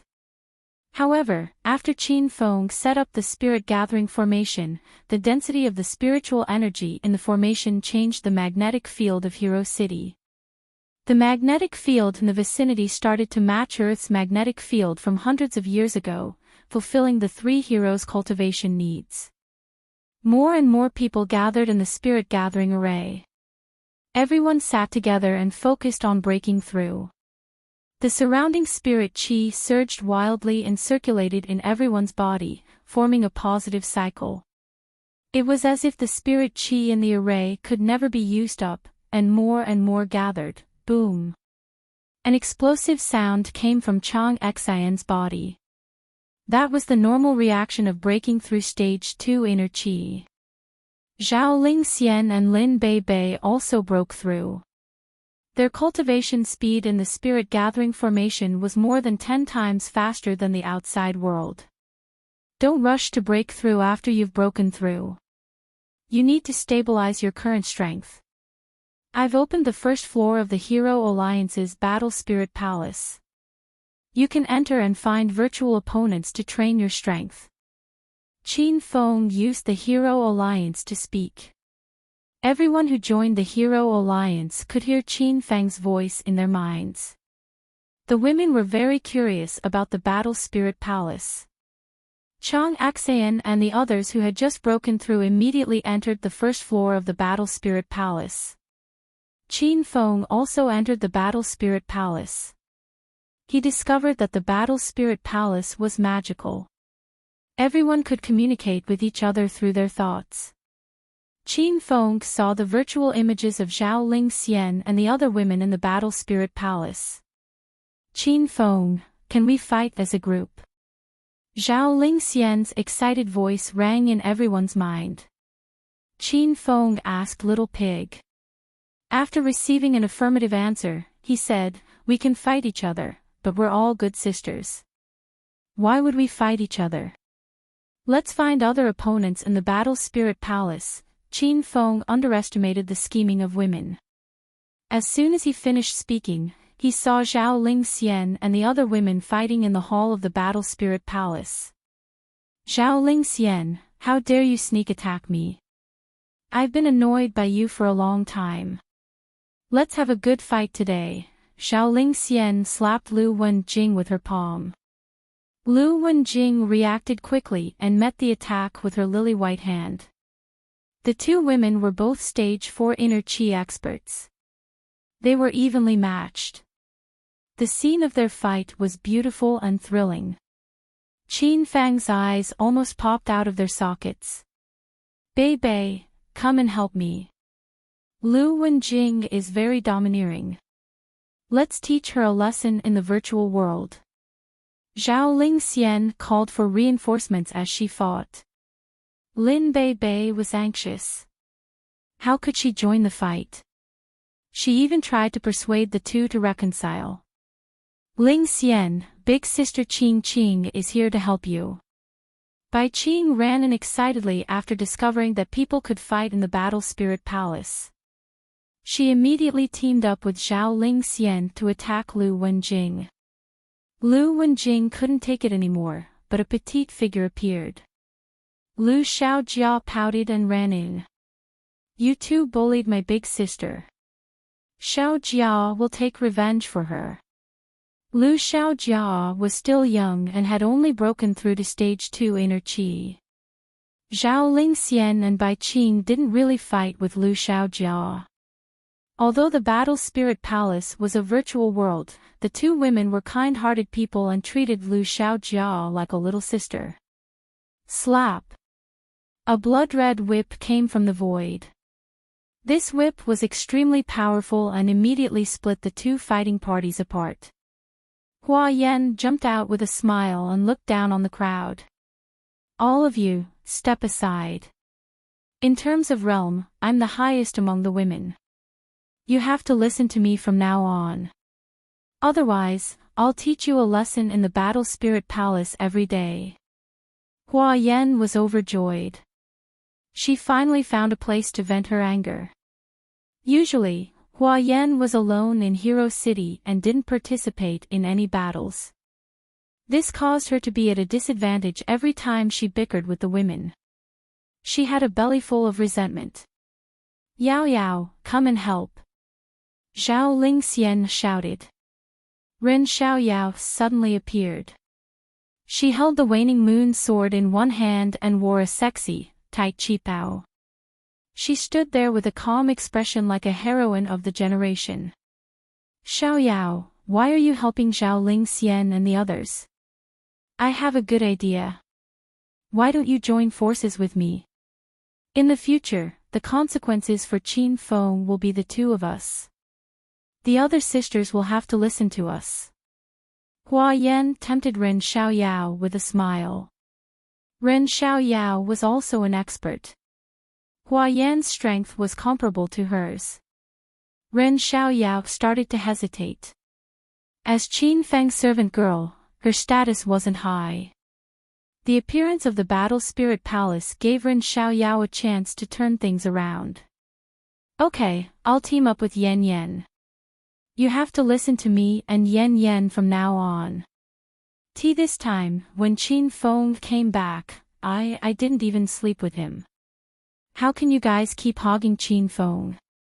Ren Xiaoyao blushed when she said this. However, she knew she had to fight for it. There were too many women around Qin Feng. If she didn't work hard, she would gradually fall out of favor. Chapter 1099. Lu Wenjing, how about we form an alliance for now? Let's get rid of Hua Yan and Ren Xiaoyao first. Zhao Lingxian immediately tried to rope in Lu Wenjing. Hua Yan and Ren Xiaoyao were too powerful. Lu Wenjing put aside her conflict with Zhao Lingxian and leaped to her side. Okay, let's form an alliance first. We'll talk about our business after we defeat them. The battle situation changed again. Zhao Lingxian, Bai Qing, Lu Wenjing and her sister, Su Qiuyu and her sister, Han Ying, Leah, and Ao Xiaowan formed an alliance. However, Lin Beibei, Yun Xiao, Chang Xian, Shuai, Shaoli, and Li Yuqin didn't participate in the battle. These women were aloof from worldly affairs, and their identities were unknown. They hadn't had sexual relations with Qin Feng yet, so they didn't have the nerve to cause trouble in the harem. Ling Xian, Yen Yen, stop messing around. We can find inner qi stage opponents here. Why are you fighting among yourselves? Qin Feng felt a headache coming on. The women had created a new function in the Battle Spirit Palace. It became a good place for everyone to vent their emotions. Zhao Lingxian, Hua Yan, and Ren Xiaoyao glared at Qin Feng and yelled angrily, "Don't meddle in women's affairs." Qin Feng retreated to the side with a bitter smile when he saw the dozen or so women who were as obedient as kittens. He hugged Lin Beibei and the other women and watched the battle. Zhao Lingxian took the lead and flew toward Hua Yan. Humph. Zhao Lingxian, you're good at arguing, but you're not good at fighting. I advise you to listen to me and Xiaoyao. Otherwise, I won't be responsible if you get hurt. Hua Yan waved the long whip in her hand, and the sky was filled with whip shadows. Bai Qing and Lu Wenjing also followed. However, their cultivation levels were too low compared to Hua Yan's. Hua Yan's light whip landed, and the women retreated in fear. Han Ying and the Su Qiuyu sisters surrounded Ren Xiaoyao. Ren Xiaoyao was also an expert. Her hand shook, and the waning moon sword slashed out a half-moon. The sword qi was oppressive, and Han Ying and the other women retreated in fear. Hua Yan and Ren Xiaoyao were still holding back. After all, they were all sisters. Although they had started fighting, Hua Yan and Ren Xiaoyao wouldn't use their killing moves. At most, they would put on a show to scare Zhao Lingxian and the others. Everyone attacked again and again, but before they could even get close to Hua Yan and Ren Xiaoyao, they were forced back by the two women's powerful attacks. After this happened a few times, Zhao Lingxian and the other women felt quite annoyed and decided not to fight anymore. Why aren't you attacking anymore? Scared just like that? Xiaoyao and I were just warming up. Hua Yan had the upper hand and was in a great mood, so she purposely angered Zhao Lingxian and the other women. Han Ying was furious. She ran to Qin Feng's side and wrapped her arms around Qin Feng's neck. She wrapped herself around Qin Feng's body like a snake spirit and blew hot air into Qin Feng's ear. "Darling, hurry and help me teach those two women a lesson. I'll leave them to you tonight." When Zhao Lingxian saw Han Ying using her honey trap, she immediately ran over and grabbed Qin Feng's hand to touch her thigh. "Qin Feng, hurry and help us. After you beat those two women, I'll let you touch them for the whole day." Qin Feng's mouth twitched. He was about to be played to death by these women. TCH. You're not the only ones with beauties. Xiaoyao and I have them too. I have big breasts and Xiaoyao has long legs. We're willing to let Qin Feng touch us. Ren Xiaoyao and Hua Yan leaped to Qin Feng's side and fought to let Qin Feng take advantage of them. Lu Jia, Huang Jinghua, and the others originally wanted to enter the Dou Spirit Palace to find opponents to train their strength, but they were scared silly as soon as they entered, so they hurriedly retreated. All right. We're all good sisters, so let's not hurt each other. Hurry and find your opponents. How could Qin Feng help them? It wouldn't be right no matter who he helped. After Qin Feng comforted them, the women finally calmed down. Then, they each went to a floor to choose an opponent of corresponding strength to fight. When Lu Jia and Huang Jinghua heard that the battle in the harem had subsided, they wiped the cold sweat off their foreheads and returned. They also found opponents that were suitable for their cultivation base and began to train in the Do Spirit Palace. Currently, only one floor of the Do Spirit Palace was opened, and the opponents inside were experts of the inner Qi stage. However, opponents of this level were not attractive to Qin Feng unless he spent 200,000 hedonist points to open the second floor. Qin Feng still had 339,000 hedonist points. After thinking about it, he gave up on the idea of opening the second floor. Not long ago, he became a rank 7 hedonist mortal, and the Immortal Island appeared. Even now, Qin Feng was still full of curiosity and yearning for the Immortal Island. He planned to save as many hedonist points as he could. When he had 2 million hedonist points, he would open the Immortal Island. Since Qin Feng had nothing to do, he went to the Do Spirit Palace to summon the 9 dragons of China. The Do Spirit Palace could summon all opponents of the inner Qi stage.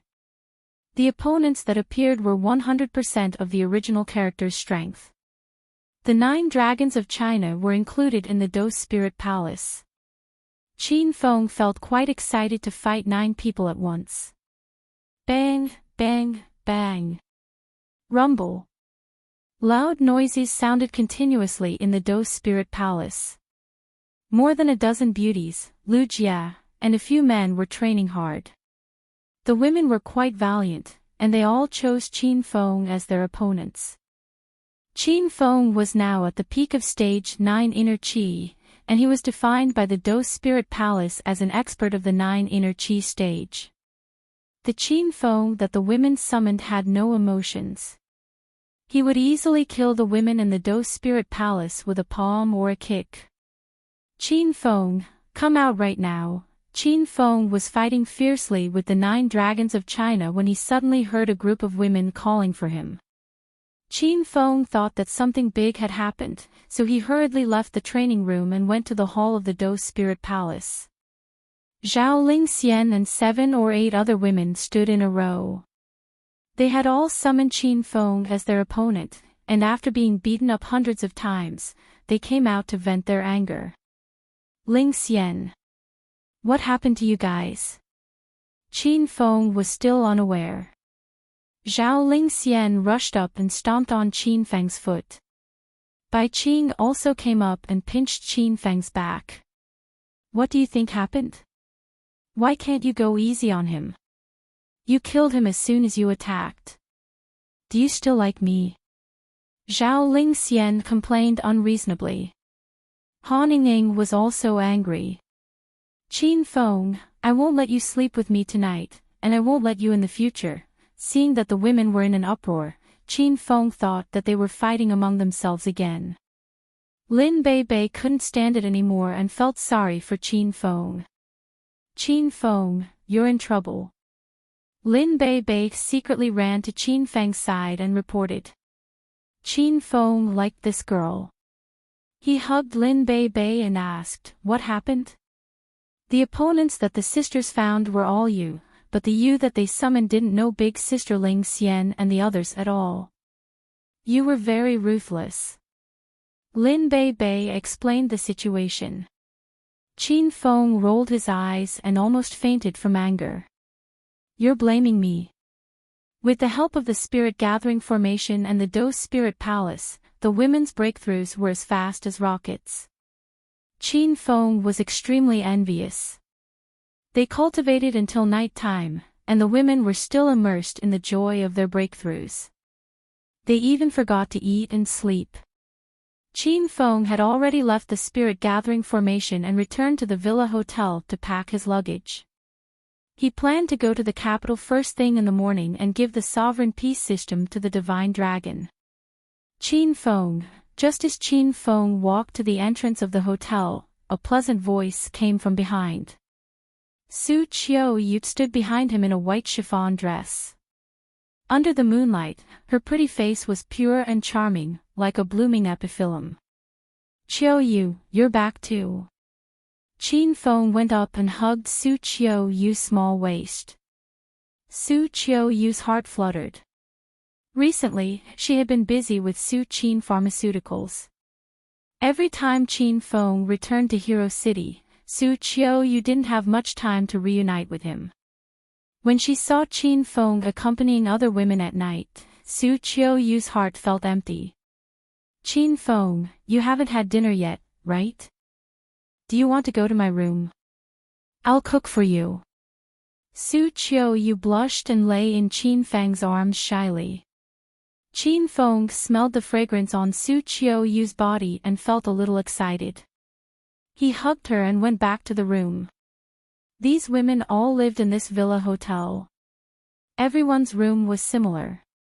Su Qiuyu's room was decorated very stylishly, and it was filled with the smell of books. Qin Feng, take a seat first. I'll go cook for you. Su Qiuyu went into the room and started cooking like a little wife. Qin Feng sat on the sofa in the living room. There were a lot of contracts and documents on the coffee table. It seemed that Su Qiuyu had been doing her best to develop Su Qin Pharmaceuticals. Soon, the room was filled with the fragrance of food. Qin Feng went to the kitchen and helped Su Qiuyu bring the food to the table. The two sat opposite each other. Qiuyu, you've been working hard recently. Qin Feng caressed Su Qiuyu's pretty face. Su Qiuyu's heart was filled with warmth. She had been working hard to develop Su Qin Pharmaceuticals by herself. It would be a lie to say that it wasn't hard. However, with Qin Feng's concern, Su Qiuyu felt that it was all worth it. Su Qiuyu was infatuated with Qin Feng eating the food she cooked. Seeing Qin Feng wolfing down the food, Su Qiuyu was very satisfied. Qin Feng had saved the entire Su family, helped the Su sisters stabilize the Su family's business, and saved her grandfather, Su Haonan's life. Su Qiuyu had always kept this kindness in her heart. She was not a woman who liked to talk. She preferred to repay Qin Feng with her actions. Su Qiuyu had developed Su Qin Pharmaceuticals into the top pharmaceutical group in China. Even Saint Medic had to rely on Su Qin Pharmaceuticals to develop. Qin Feng, will you stay with me tonight? Su Qiuyu said hastily after Qin Feng finished his meal. Qin Feng looked at Su Qiuyu, whose eyes were as clear as water. He walked up to her and carried her to the big bed.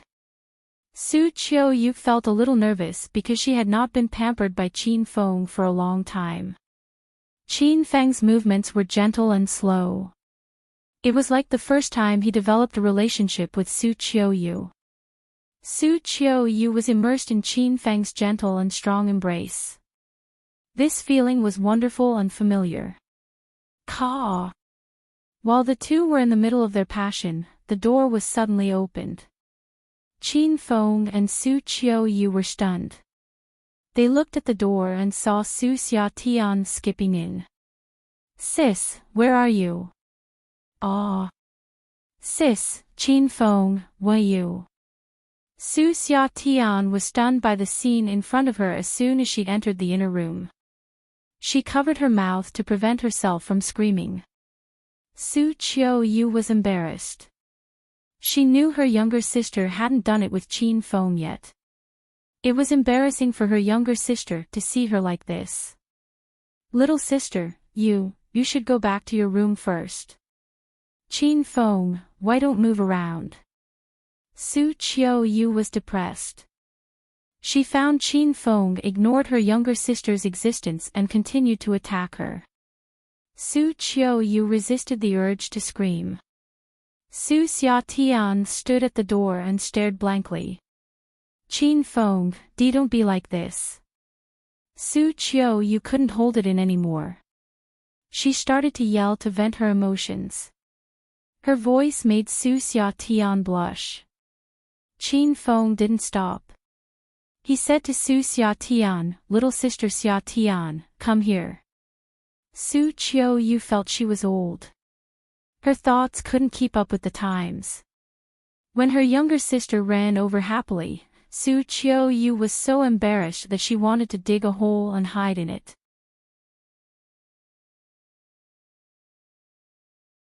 Chapter 1100.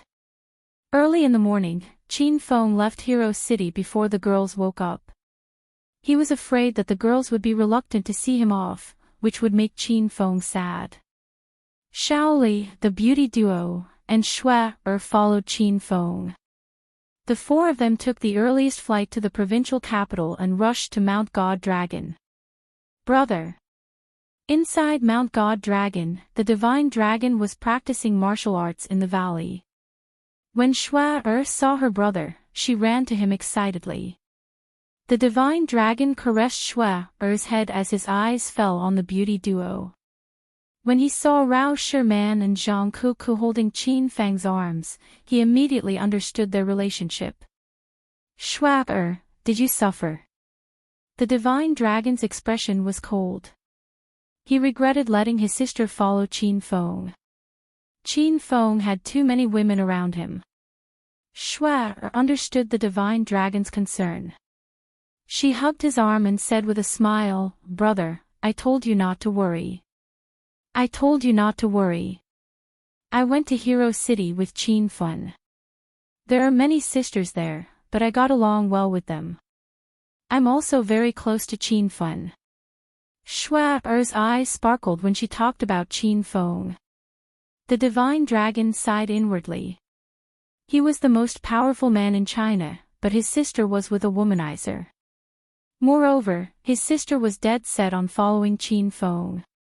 He was at his wit's end. Xue, bring the beauty duo and Shaoli to Mount God Dragon. I want to talk to your brother alone, said Qin Feng. Xue ran to Qin Feng's side obediently. She hugged Qin Feng and kissed him on the lips. Then, she shyly dragged the three girls away from the valley. Qin Feng and the divine dragon were left alone, staring at each other. Qin Feng, you have too many women. You should control yourself in the future, the divine dragon couldn't help but say. Qin Feng didn't mind. He walked to the divine dragon with a smile and said, I'm not here to talk about women. I have a treasure for you. The divine dragon's expression changed slightly. Qin Feng had a lot of treasures. What kind of treasure was he going to give? Qin Feng flipped his hand, and the black wooden box containing the sovereign peace system appeared in his hand. The divine dragon became vigilant. As a true Qi stage powerhouse, he could clearly sense the violent airflow inside the black wooden box. It was as if it could destroy the entire Mount God Dragon in a split second. What's in this box? The divine dragon stared at Qin Feng and asked. Since Qin Feng's relationship with Xue had improved, his relationship with the divine dragon had improved as well. Qin Feng didn't mind the divine dragon's vigilance and suspicion. He smiled and said, Why don't you open it yourself? Qin Feng tossed the black wooden box to the divine dragon. The divine dragon was a little nervous as he held it in his hand. He hesitated for a moment but didn't open it. He looked at Qin Feng and said, There's a strong true Qi rippling inside. What is it? Senior Dragon God, to tell you the truth, I've already treated Xue as my woman. You're her brother, what can I do to you? Qin Feng became serious. The mystical dragon thought of how sweet Xue was with Qin Feng earlier, and he relaxed his guard. The divine dragon slowly opened the black wooden box, and thousands of rays of light shot out, so bright that the divine dragon could not open his eyes. The sovereign peace system was still in a transparent crystal ball state. There seemed to be an aura of life flowing within the crystal ball. The aura was very faint, but the vitality seemed to be extremely strong. The divine dragon felt that even with his strength, he could not destroy the will of life in his hand. What is this? The divine dragon's expression changed drastically. He had an answer in his heart, but he dared not believe it. This is the sovereign peace system. I'm giving it to you as a betrothal gift when you marry Shui. Qin Fen said with a smile. The divine dragon shuddered, and he almost threw the black wooden box in his hand away. This was a system, and ever since the divine dragon found out about the existence of a system on Earth, he had been longing to have a system to strengthen himself. Are you really giving this system to me? Why don't you use it? Where did you get this system from? The divine dragon had yet to recover from his shock, and countless questions popped up in his mind. This system is useless to me. As for the source of the system, it's not convenient for me to tell you now. The sovereign peace system was given to Qin Fen by code name Y. Qin Fen would never reveal the identity of code name Y. The divine dragon's body was still trembling slightly. He held the black wooden box with both hands as if he was holding a peerless treasure. His eyes shone brightly as he stared at the system in the wooden box. After a long time, he suddenly said, Qin Fen, thank you for giving me the system. I won't say anything unnecessary. I'll be on your side from now on. This was what Qin Fen wanted. If the divine dragon joined, Qin Fen's battle team would be like a tiger that had grown wings. Alright, then sit on the ground. I'll help you integrate the sovereign peace system. Qin Fen and the divine dragon sat down one after another. The sovereign peace system did not choose the divine dragon, so Qin Fen could only use the system unsealing device to integrate the system into the divine dragon's mind. The integration process was smooth. An hour later, the divine dragon slowly opened his eyes, which were twinkling like stars. His entire temperament had changed, and there was an additional mysterious and ancient aura about him. This aura was somewhat similar to the hedonist sovereign system. This was because the two systems, including the superstar system, were of the same series. I'm also the owner of the system now. The divine dragon stood up and looked at Qin Fen excitedly. Qin Fen nodded and said, Congratulations, Senior Divine Dragon. In the future, you must make good use of the sovereign peace system and continue to protect the peace and stability of China's secular world. A series of system notifications rang in the divine dragon's mind, giving out many peace-related quests. The divine dragon was like a curious child when it came into contact with the system for the first time. The cute and immature scene amused Qin Fen. If the Chinese martial artists saw this, their eyeballs would fall out of their sockets. After studying it for a while, the divine dragon completely accepted the reality of the system's existence. After owning the system, he realized that it was more powerful than he had imagined. Senior Divine Dragon, please let me subdue your system. This way, I can find time to help you complete quests. In the future, we can also communicate telepathically across thousands of miles. The divine dragon was already very grateful that Qin Fen was willing to give him the sovereign peace system. He followed Qin Fen's instructions and very quickly, the hedonist sovereign system subdued the sovereign peace system. According to the plan discussed with code name Y, Qin Fen had already begun to form the system's battle team. Currently, Qin Fen had 3 people in the sovereign peace system battle team. Shui was relatively weak, but Qin Fen and the divine dragon were both powerful people. After solving the problem of the system, the divine dragon hesitated for a while and suddenly said, Qin Fen, you went to the Martial Art Alliance a few days ago, but you didn't see my master, right? Qin Fen's actions in Kyoto naturally did not escape the divine dragon's eyes. Qin Fen did not hide it and said honestly, I went to the Martial Art Alliance to look for Ling Jiutian. Unfortunately, the internal structure of the Martial Art Alliance is very complicated. Ling Jiutian is even more mysterious than you, so it's normal that I didn't find him. The divine dragon nodded slightly and continued saying, I have a way to lure Master out. Qin Fen's eyes lit up and he asked eagerly, what way? Use you to lure Master out. The divine dragon pointed at Qin Fen and said. Qin Fen did not quite understand, Senior Divine Dragon, I don't quite understand what you mean. The divine dragon let out a long sigh. He was now completely on Qin Fen's side, but he had betrayed his master. However, since Shuai was with Qin Fen, the divine dragon had no other choice. I told you last time that Master would ask me to keep an eye on a person's development every once in a while, and the closest person is you. If the person I'm keeping an eye on develops to a certain standard, I will send a signal to Master, and then he will come to find me. The divine dragon told Qin Fen in detail about his relationship with Ling Jiutian. However, Qin Fen frowned and thought for a while before saying, so, the people you've been keeping an eye on are also system owners? How many people have you been keeping an eye on so far? The divine dragon only realized this recently.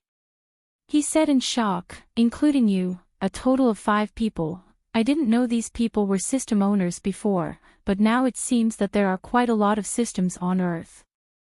Qin Fen was also shocked. What about the other 4 people? What did your master do to them? The divine dragon's expression became solemn. I've sent people to investigate the situation of those 4 people in the past few days. 2 of them have disappeared without a trace, and the other 2 seem to have gone to the inner hidden sects and disappeared from there. Disappeared? What's going on? Qin Fen's expression also became solemn. He could not understand Ling Jiutian's intentions no matter how hard he thought about it. The divine dragon could not figure it out either.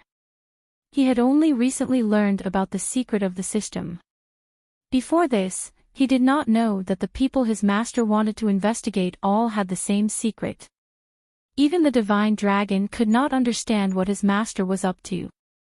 Looks like I can only wait for Ling Jiutian to come to me. Only then can I figure out his behind-the-scenes plan. Qin Fen and the divine dragon had no other way. In the end, they came to an agreement. The divine dragon would send a message to his master and let Ling Jiutian appear on his own. Shuai and the girls had already gone around and returned to the valley. Seeing that Qin Fen and the divine dragon seemed to have become closer, Shuai was indescribably happy. Brother, let's have dinner together tonight. I'm going to the United States with Qin Fen and the others tomorrow. Shuai was very happy today. She ran back and forth between Qin Fen and her brother like a cheerful bird. The beauty duo and Shaoli were a little reserved in front of the divine dragon. He was the strongest person in the Huaxia secular world, an existence that had stepped into the true energy stage. It was the first time the 3 girls had seen the divine dragon, and there was an invisible majestic aura surging out of him. The divine dragon invited everyone to have dinner in the valley. They lit torches and barbecued. After dinner, Qin Fen even danced and sang with the girls, making it look like a bonfire party. The divine dragon looked majestic as he sat on the top of a mountain and looked at Qin Fen and his sister. He was filled with emotions because Qin Fen's appearance had completely disrupted his life. The divine dragon did not know about the existence of the system before, but now he had become the owner of the system. He used to be an undefeated legend in the Huaxia secular world, but now he had lost to Qin Fen. The divine dragon used to listen to his master Ling Jiutian's orders, but now he began to question his master's actions, who dared to step into the divine dragon mountain in the past. The people who came were all opponents of the divine dragon. The divine dragon had guarded the divine dragon mountain alone for more than 20 years. He was invincible and lonely, and only he could understand that loneliness and coldness.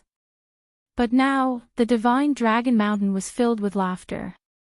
Before this, the divine dragon would never have dreamed that on such a full moon night, with a gentle breeze, he would be eating barbecue with some people in the divine dragon valley. He, the divine dragon, actually had friends. They played until the latter half of the night. The 4 girls were so sleepy that they lay down in the valley and fell asleep. Qin Fen and the divine dragon sat on the top of the mountain, overlooking most of the scenery in the capital. Both of them were the strongest people in Huaxia, and they sat quietly all night without speaking.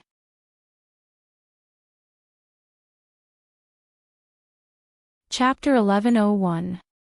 The entire martial arts world was waiting for Qin Feng to go to the coronation ceremony. However, Qin Feng and the 4 beauties had already arrived at the Watson Airport in the United States. Qin Feng had yet to complete the "I'm a Superstar" mission, so he had to attend the Golden Deer Academy Awards and complete a few missions for Cher. Half a month ago, Qin Feng, Cher, and the beauty duo were still filming the movie Hedonist Sovereign in Watson Town. Now that they had Shaoli with them, Qin Feng and the others felt that it was fun to stand in front of the majestic Watson Town Star Hotel once again. Wow! Big brother Qin Feng, we're back. I still have to sneak into your room to help you tonight. It was in this hotel that Zhang Kuku had an affair with Qin Feng and became his woman. Qin Feng glared at Zhang Kuku, who was acting like an idiot. Before Zhang Kuku could finish her sentence, he quickly covered her mouth and pulled her into his arms. Kiki! What nonsense did you just say? Why did you go to Qin Feng's room in the middle of the night? Rao Sherman still didn't know. Qin Feng hurriedly smiled and said, "It's nothing, it's not like you guys don't know this girl is a pervert. If she really wanted to find me at night, I wouldn't open the door even if you beat me to death." She pinched Zhang Kuku's arm and reprimanded her, "You crazy girl, when can you be more composed?" Zhang Kuku's eyes lit up. "You're such a crazy girl." Zhang Kuku felt so wrong that tears almost rolled down her cheeks. She wanted to say something, but Qin Feng blocked her mouth. With this girl around, Qin Feng and the others never felt bored during their journey. After fooling around at the entrance for a while, Qin Feng brought the 4 beauties into the hotel. Wow! She must be a Chinese celebrity, right? Chinese women are so tender. The 4 of them are all top-grade girls. They can't be a group, right? If I can get all the girls in this group, I'm willing to shoot 2 less shows this year. Director Zhang, look over there. Should we develop those 4 girls? Give them a female lead, and they'll be able to sleep with you in minutes. Only celebrities from various countries could stay in the Watson Hotel, and they also had to have some fame. In Star Hotel, handsome men and beautiful women were as common as clouds. However, when Rao Sherman and the other 3 women entered the lobby, they stood out like cranes among chickens and instantly attracted the gazes of dozens of men. Am I seeing things? Isn't that the superstar Snow? Ouch! The pretty girls are here too. Just as Qin Feng and the others arrived at the bar in the lobby, a man in a blue suit walked up to them with a smile. He had the face of a celebrity, was handsome and tall, and was followed by a man and a woman. They seemed to be his secretary and bodyguards. Song Xiaohu. It's you. Yuki Air and the beautiful girl duo greeted the man when they saw him. Song Xiaohu was a famous martial arts star in China. Coupled with his good looks, he often acted in police films and mythological dramas. These 2 dramas were the most popular 2-step dramas at the moment, and Song Xiaohu's fame rose along with it. Hee hee. The 3 beauties are also here to participate in the Oscar Golden Deer Awards, right? Oh, right, the pretty girl group is doing great this year. You've successfully switched to the film industry. The movie Hedonist Sovereign that you filmed some time ago was a box office hit. Congratulations. Song Xiaohu's words and actions were very gentlemanly. Rao Sherman said politely, "Thank you. Mr. Song has also acted in several popular movies this year. Congratulations." Actually, Rao Sherman and the other 2 girls were not familiar with Song Xiaohu. They were just in the entertainment industry together, so they more or less had some contact with each other. Usually, they would greet each other out of courtesy.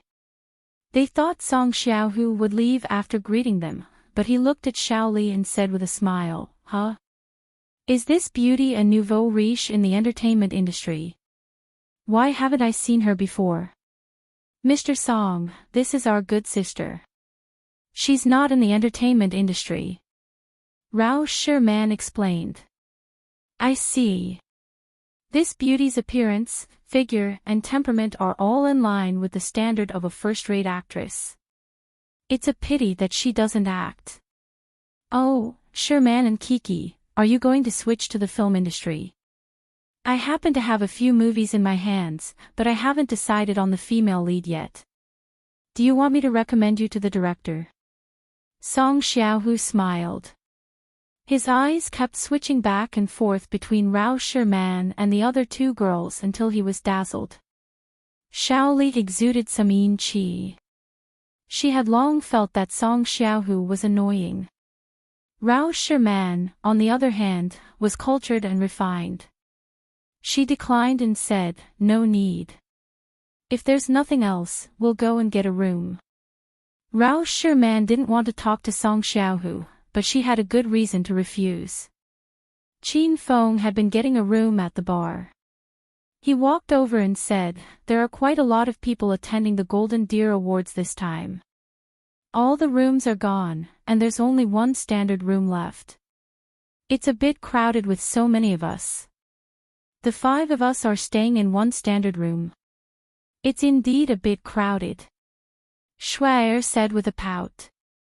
Rao Sherman walked over and asked, "Xing Shuai, why don't we go to the hotel next door and have a look?" Since Qin Feng came to attend the Golden Deer Awards, he had already restored his appearance as Xing Shuai. As soon as he came over, the 4 girls surrounded Qin Feng. No one paid attention to Song Xiaohu. Song Xiaohu was depressed. He had heard of Xing Shuai, but he didn't understand. Xing Shuai was only a rising star in the film industry. He only had one film, and he was so ugly. Why did Rao Sherman and the other girls hang out with him? Hee hee. Isn't this Xing Shuai? You're here too. Song Xiaohu suddenly walked over. He obviously hated Qin Feng, but he put on a smile on his face. Who is he? Qin Feng didn't know Song Xiaohu. Xing Shuai, he's Song Xiaohu, a martial arts star in China's film industry. Rao Sherman hurriedly introduced him. Qin Feng wasn't interested in Song Xiaohu. What martial arts star? Qin Feng could kill him with one hand. I'll call someone for help. I heard this star hotel is the best hotel in the area. I can't let you guys stay in a bad place. Qin Feng thought of Director Henry and Director Tom of Can Film Group. Rao Sherman and the other girls nodded. Actually, they didn't care which hotel they stayed in. As long as they could stay with Qin Feng, it was fine. Yo! I say, aren't you being a little too arrogant? Didn't you just shoot a big movie with a decent box office? You didn't even greet me when you saw me. Hee hee. You brat, you're not suitable to work in the entertainment industry. Qin Feng had just taken out his phone when he heard Song Xiaohu's strange voice. Song Xiaohu was very dissatisfied with Qin Feng. In his opinion, Qin Feng was only a junior who had just started out. So what if he had a successful movie? With Song Xiaohu's many years of connections in China's film industry, he was confident he could ban Qin Feng with one phone call. Are you sick? If you're sick, go to the hospital for treatment. Qin Feng looked at Song Xiaohu with disdain. Song Xiaohu glared and his nose was crooked from anger. With his current position in China's film industry, even the pretty girls and Cher didn't dare to offend him. Yet, a small star like Xing Shuai didn't care about him. How could Song Xiaohu not be angry? Fuck. Do you know how to talk? Are you trying to cause trouble? Song Xiaohu's expression was cold. Qin Fang's call went through. He didn't even bother to look at Song Xiaohu. He went to the side and talked for a while before coming back. Song Xiaohu's lungs were about to explode. When he saw Qin Feng coming back, he sneered, "Ha! This is Star Hotel in Watson, America. Do you think it's China? You want to call and find connections. Who doesn't have connections in Star Hotel? If you can get a room, I'll change my surname to yours." Song Xiaohu's words were not boasting. This Star Hotel was a gathering of superstars. Everyone wanted to stay in the presidential suite or VIP room. When they found out the Golden Deer Awards ceremony was in a few days, superstars from various countries started to book rooms half a month in advance. Song Xiaohu booked the VIP room he had 20 days in advance. Qin Feng ignored Song Xiaohu. He called director Tom earlier and Tom said he would come over immediately. The room definitely wouldn't be a problem. Rao Sherman and the other 3 women were infuriated by Song Xiaohu provoking Qin Feng for no reason. The 4 of them surrounded Qin Feng and ignored Song Xiaohu. Ha! Beauty Sherman, don't wait any longer. How can that brat get a room? You and Shua are both famous celebrities, so how can you stay in a standard room? I've booked a VIP suite. Why don't you, Kiki, and Shua all stay in my room? Song Xiaohu talked nonsense for a long time and finally revealed his fox's tail. He wanted to hit on Rao Sherman and the others. Hey! Don't you think you're so annoying? Can't you see we don't want to talk to you? Hurry up and leave, or else Big Brother Jing Shui will teach you a lesson. Zhang Kuku had a bad temper. She scolded Song Xiaohu without hesitation. Song Xiaohu was stunned. He didn't expect a small celebrity like Zhang Kuku would dare to get mad at him. Ahem. Ahem. Zhang Kuku, you better think before you speak. Otherwise, your path as a superstar will only get narrower and narrower, Song Xiaohu threatened Zhang Kuku. Zhang Kuku was not afraid at all. She glared at Song Xiaohu and said, "You big fly. I'll smack you if you don't leave." Zhang Kuku's body contained the gene of an ancient giant beast. Even Qin Feng was afraid of her when she was angry. However, Song Xiaohu was oblivious to Rao Sherman's reaction. He stood there arrogantly and said, "Sherman, you're much more rational than Zhang Kuku. You better educate Zhang Kuku. Otherwise, it'll affect your future." Song Xiaohu thought Rao Sherman could be suppressed. This woman was more considerate than Zhang Kuku. However, what surprised Song Xiaohu was that Rao Sherman, who had been elegant and gentle before, now had a stern expression on her face. "Kiki and I don't need you to meddle in other people's business, right? Just leave. We'll deal with the house ourselves." Song Xiaohu was stunned. He thought that there was something wrong with his ears. Today was really strange. Did this group of new celebrities grow their wings and grow strong? Humph. Good, very good. All of you better remember this. I would like to see if you can still get a new scenario in the future. Song Xiaohu looked as if he had shed all pretense of cordiality. He pointed at Qin Feng and the others and scolded them.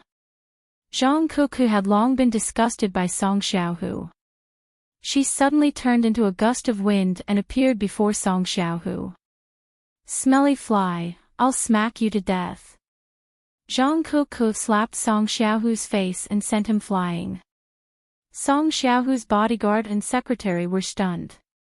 The bodyguard was a retired Special Forces soldier hired by Song Xiaohu at a high price. It was a piece of cake for him to fight 10 hooligans alone. However, he didn't even have time to react when Zhang Kuku slapped him. Bang! After flying for a while, Song Xiaohu crashed into a pillar in the hall and fainted. The secretary quickly ran to check on Song Xiaohu. The bodyguard stared at Zhang Kuku with vigilance, but he didn't dare to make a move. What are you looking at?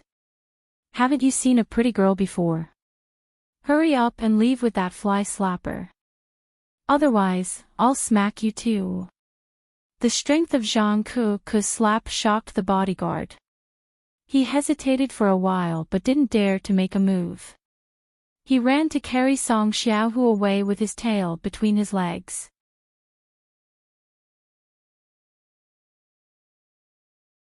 Chapter 1102. The corner of Qin Feng's mouth twitched. Even Qin Feng would not be able to withstand Zhang Kuku's attack, let alone an ordinary person like Song Xiaohu. And Mr. Zheng. It's really you. Please forgive us for not going out to welcome you. Tom and Henry rushed into the room as soon as Song Xiaohu and his group left. Tom and Henry had their eyes on Chang Xian, Ao Xiaowan, and Chang Xian when Qin Feng came to America to film. However, they were tricked by Zhang Kuku and were shocked by Qin Feng's strength. Both of them wanted to kneel down before Qin Feng when they saw him again. They were afraid that they would provoke him and bring disaster upon themselves. Why are you two bastards here? Are you looking for a beating as well? Zhang Kuku was still unaware of the situation. She was enraged when she saw Henry and Tom. The two of them trembled in fear. They smiled at Zhang Kuku and the other girls and said, "We're here to book a room for everyone. The Oscar Golden Deer Awards ceremony will be held soon, and the hotel is in short supply. However, we have a presidential suite that we can provide for everyone." The presidential suite that Qin Feng and his group had stayed in last time had a master bedroom and 2 guest rooms. It was just right for the 5 of them. Cut the crap and book a room now, Qin Feng said coldly. Henry and Tom were aggrieved. As the executives of America's Can Film Group, even Hollywood stars had to suck up to them. Yet, they were overwhelmed by a bunch of Chinese stars. However, the two of them did not dare to slight Qin Feng in the slightest. They hurriedly went to get a room with smiles on their faces. With Henry and Tom's help, booking a room was a piece of cake.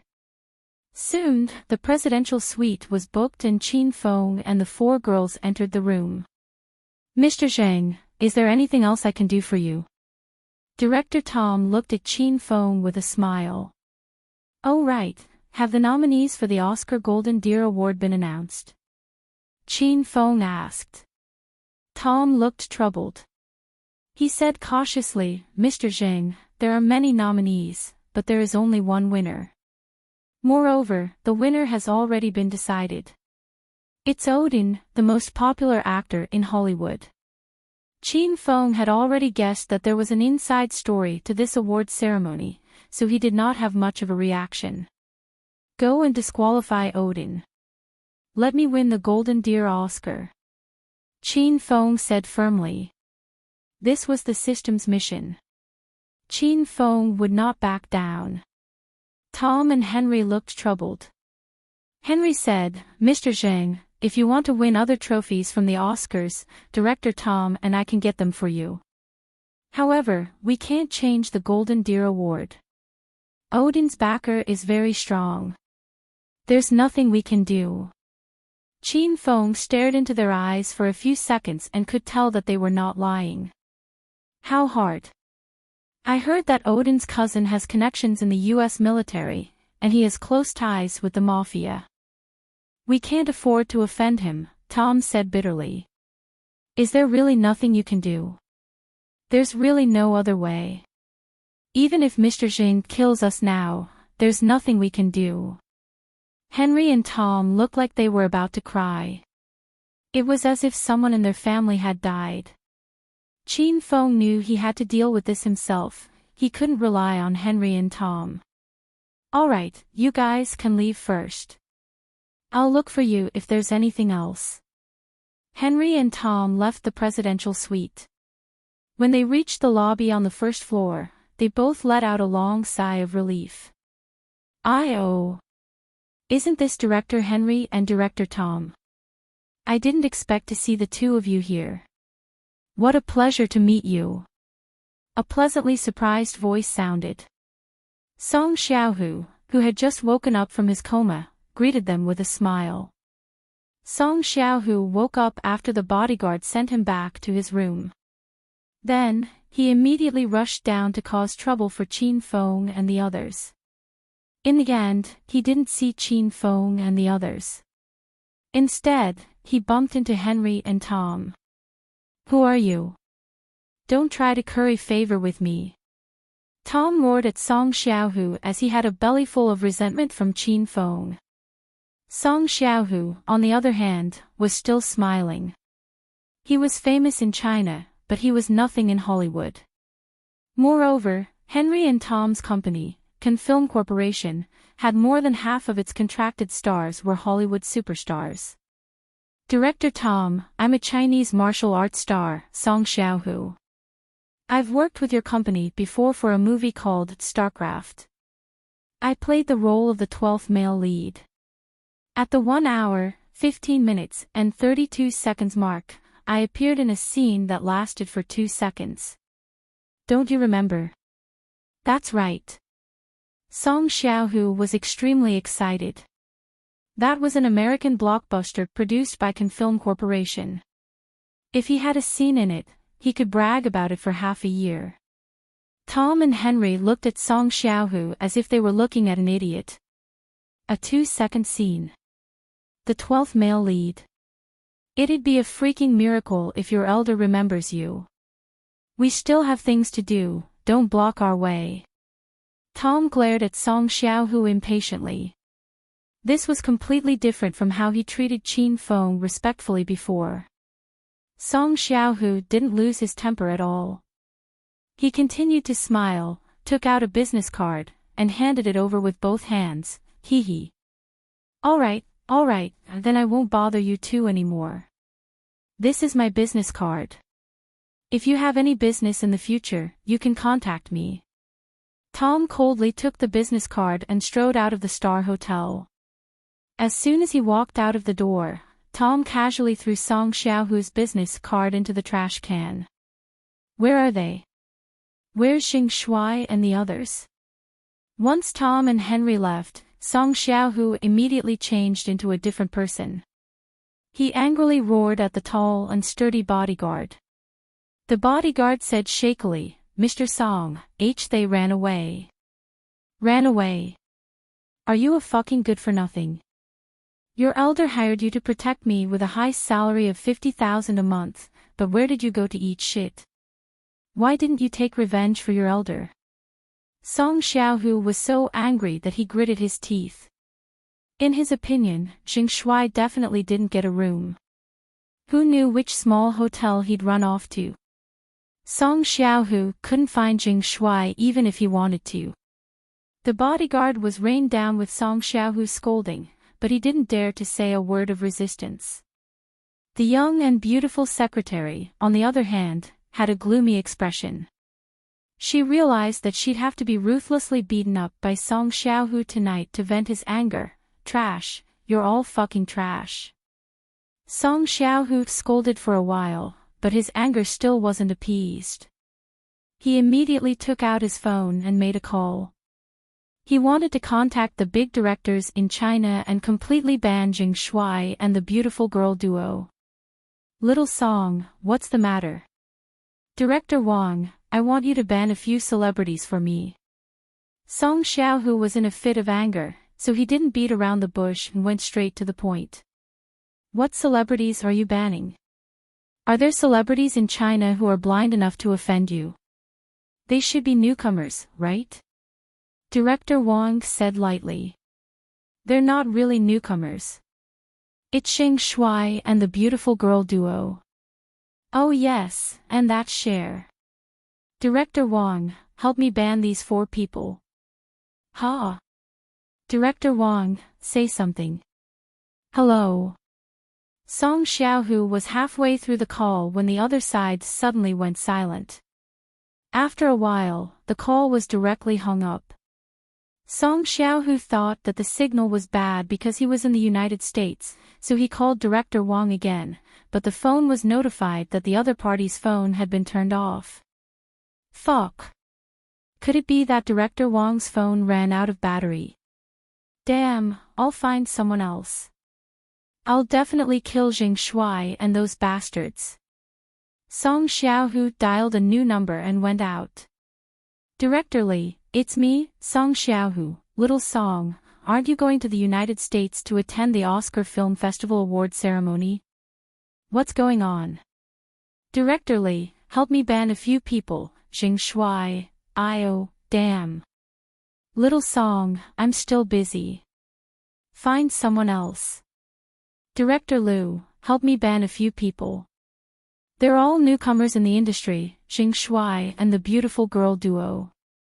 After that, I promise to help your company make a movie. Fuck. Song Xiaohu, are you crazy? Don't blame me for not reminding you that there are 4 people in the entertainment industry that you absolutely cannot provoke. Those 4 people are the people you want to ban. I still have something to do, so I'll hang up first. In 10 minutes, Song Xiaohu made no less than 20 phone calls. These people were on good terms with Song Xiaohu before, and they even asked about each other's well-being.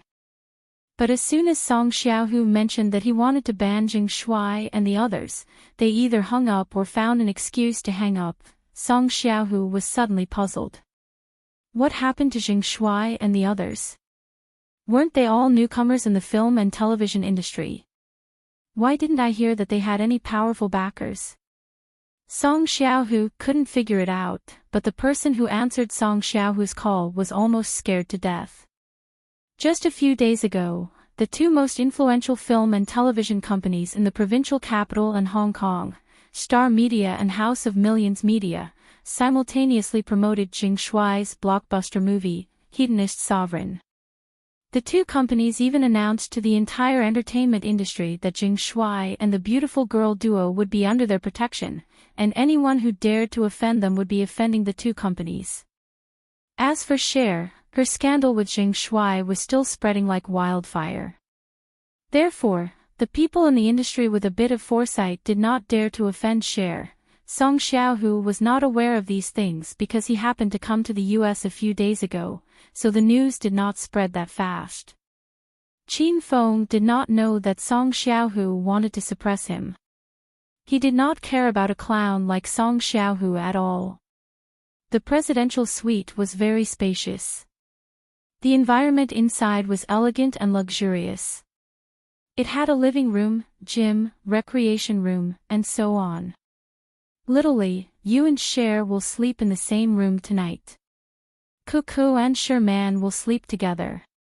I'll sleep alone. Qin Feng had already arranged the accommodation. The 4 women had no objection.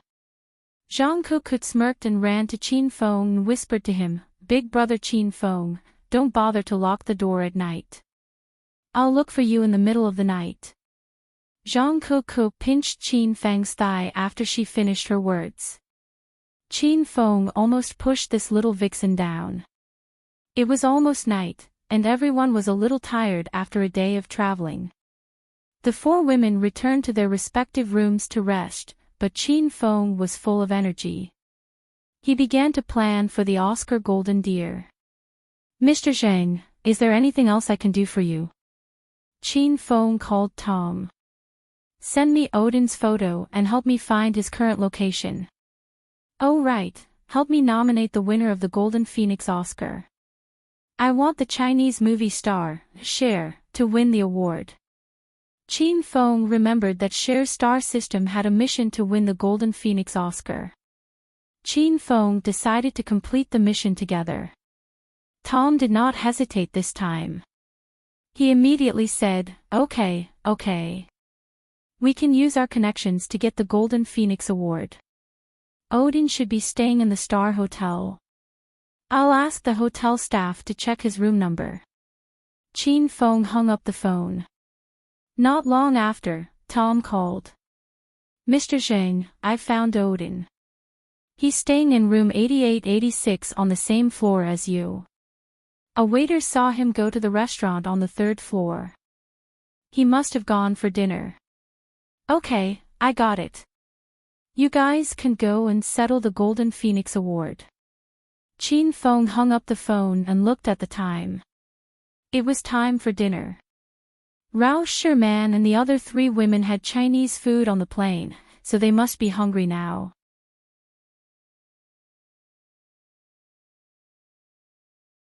Chapter 1103. The 4 women went back to their rooms and changed their clothes. Each of them was more beautiful and sexy than the other.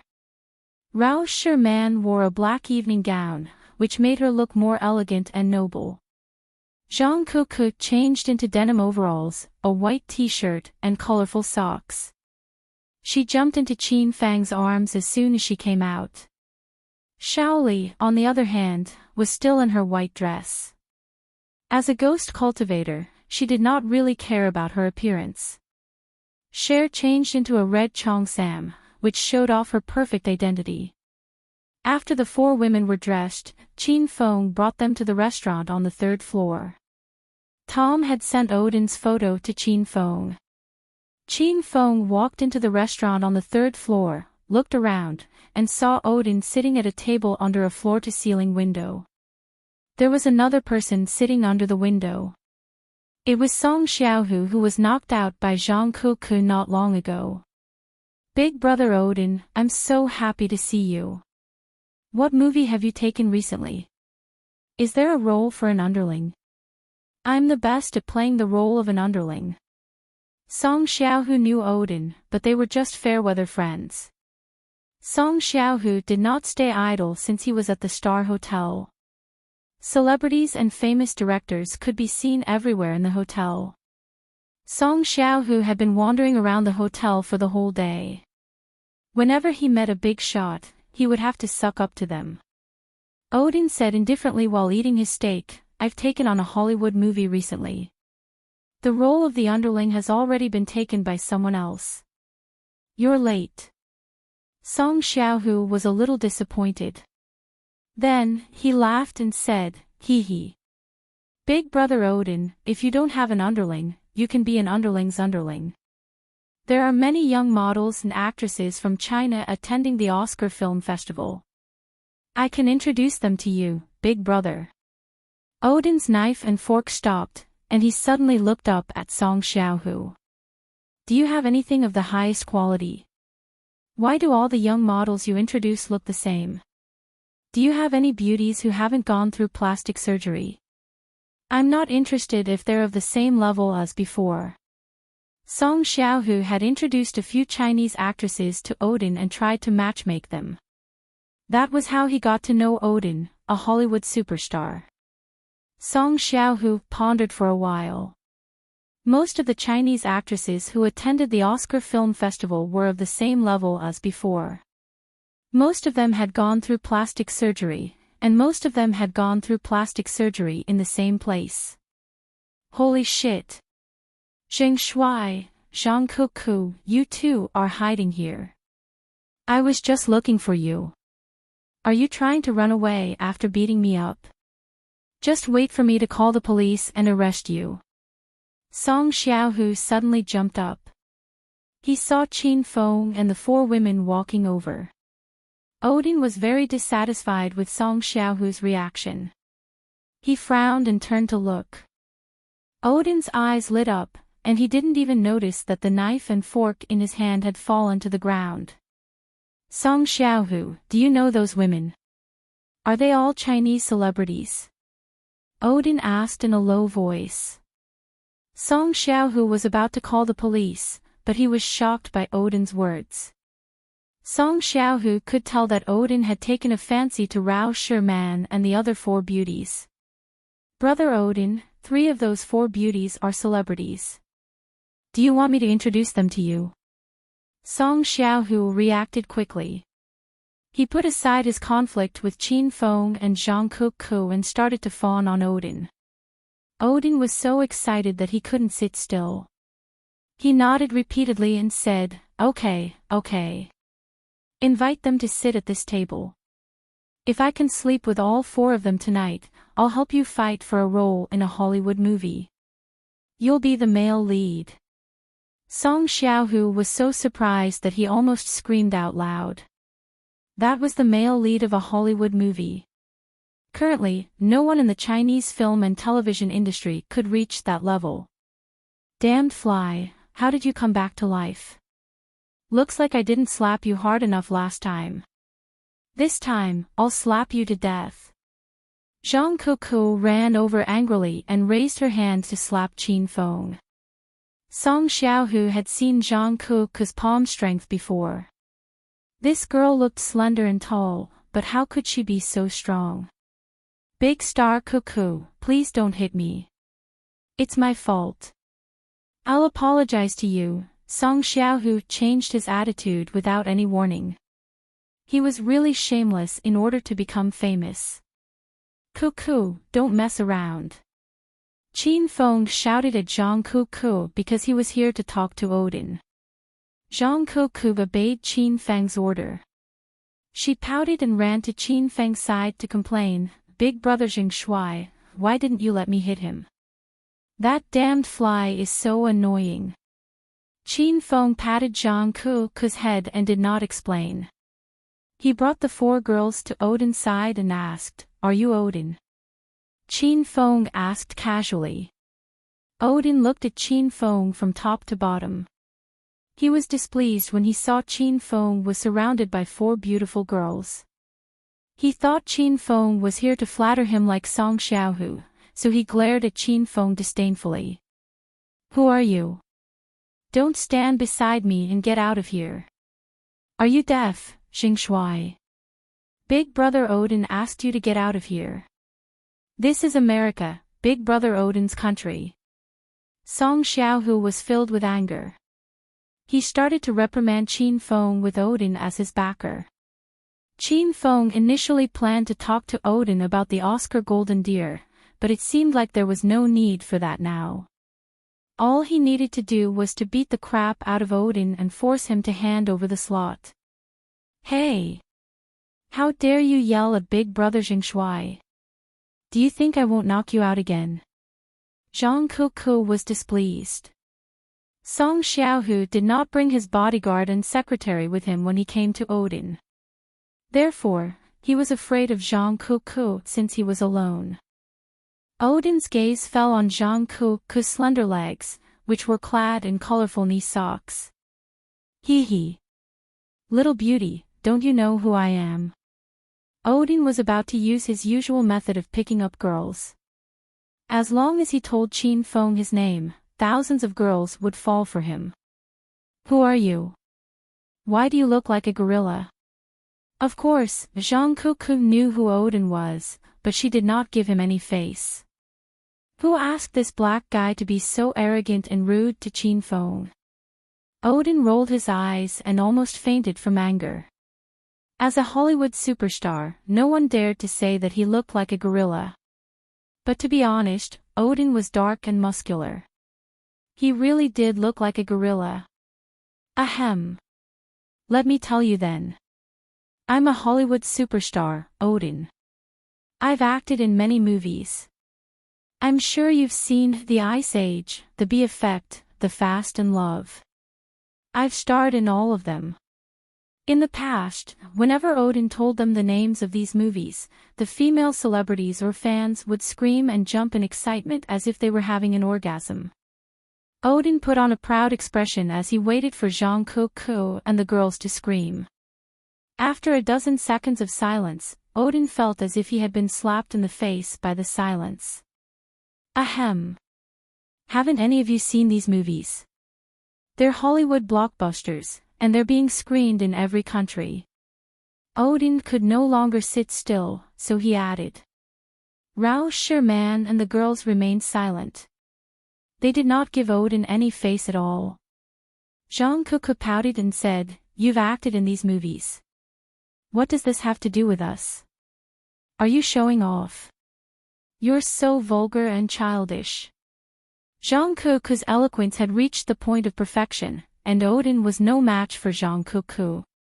He was so enraged by her words that smoke began to rise from the top of his head. Zhang Cuckoo, how can you talk to Big Brother Odin like that? He's our senior. We need to learn acting skills and experience from him. Apologize to him now. Song Xiaohu quickly stepped forward to mediate the situation. Odin was filled with resentment, but he had no way to vent it out.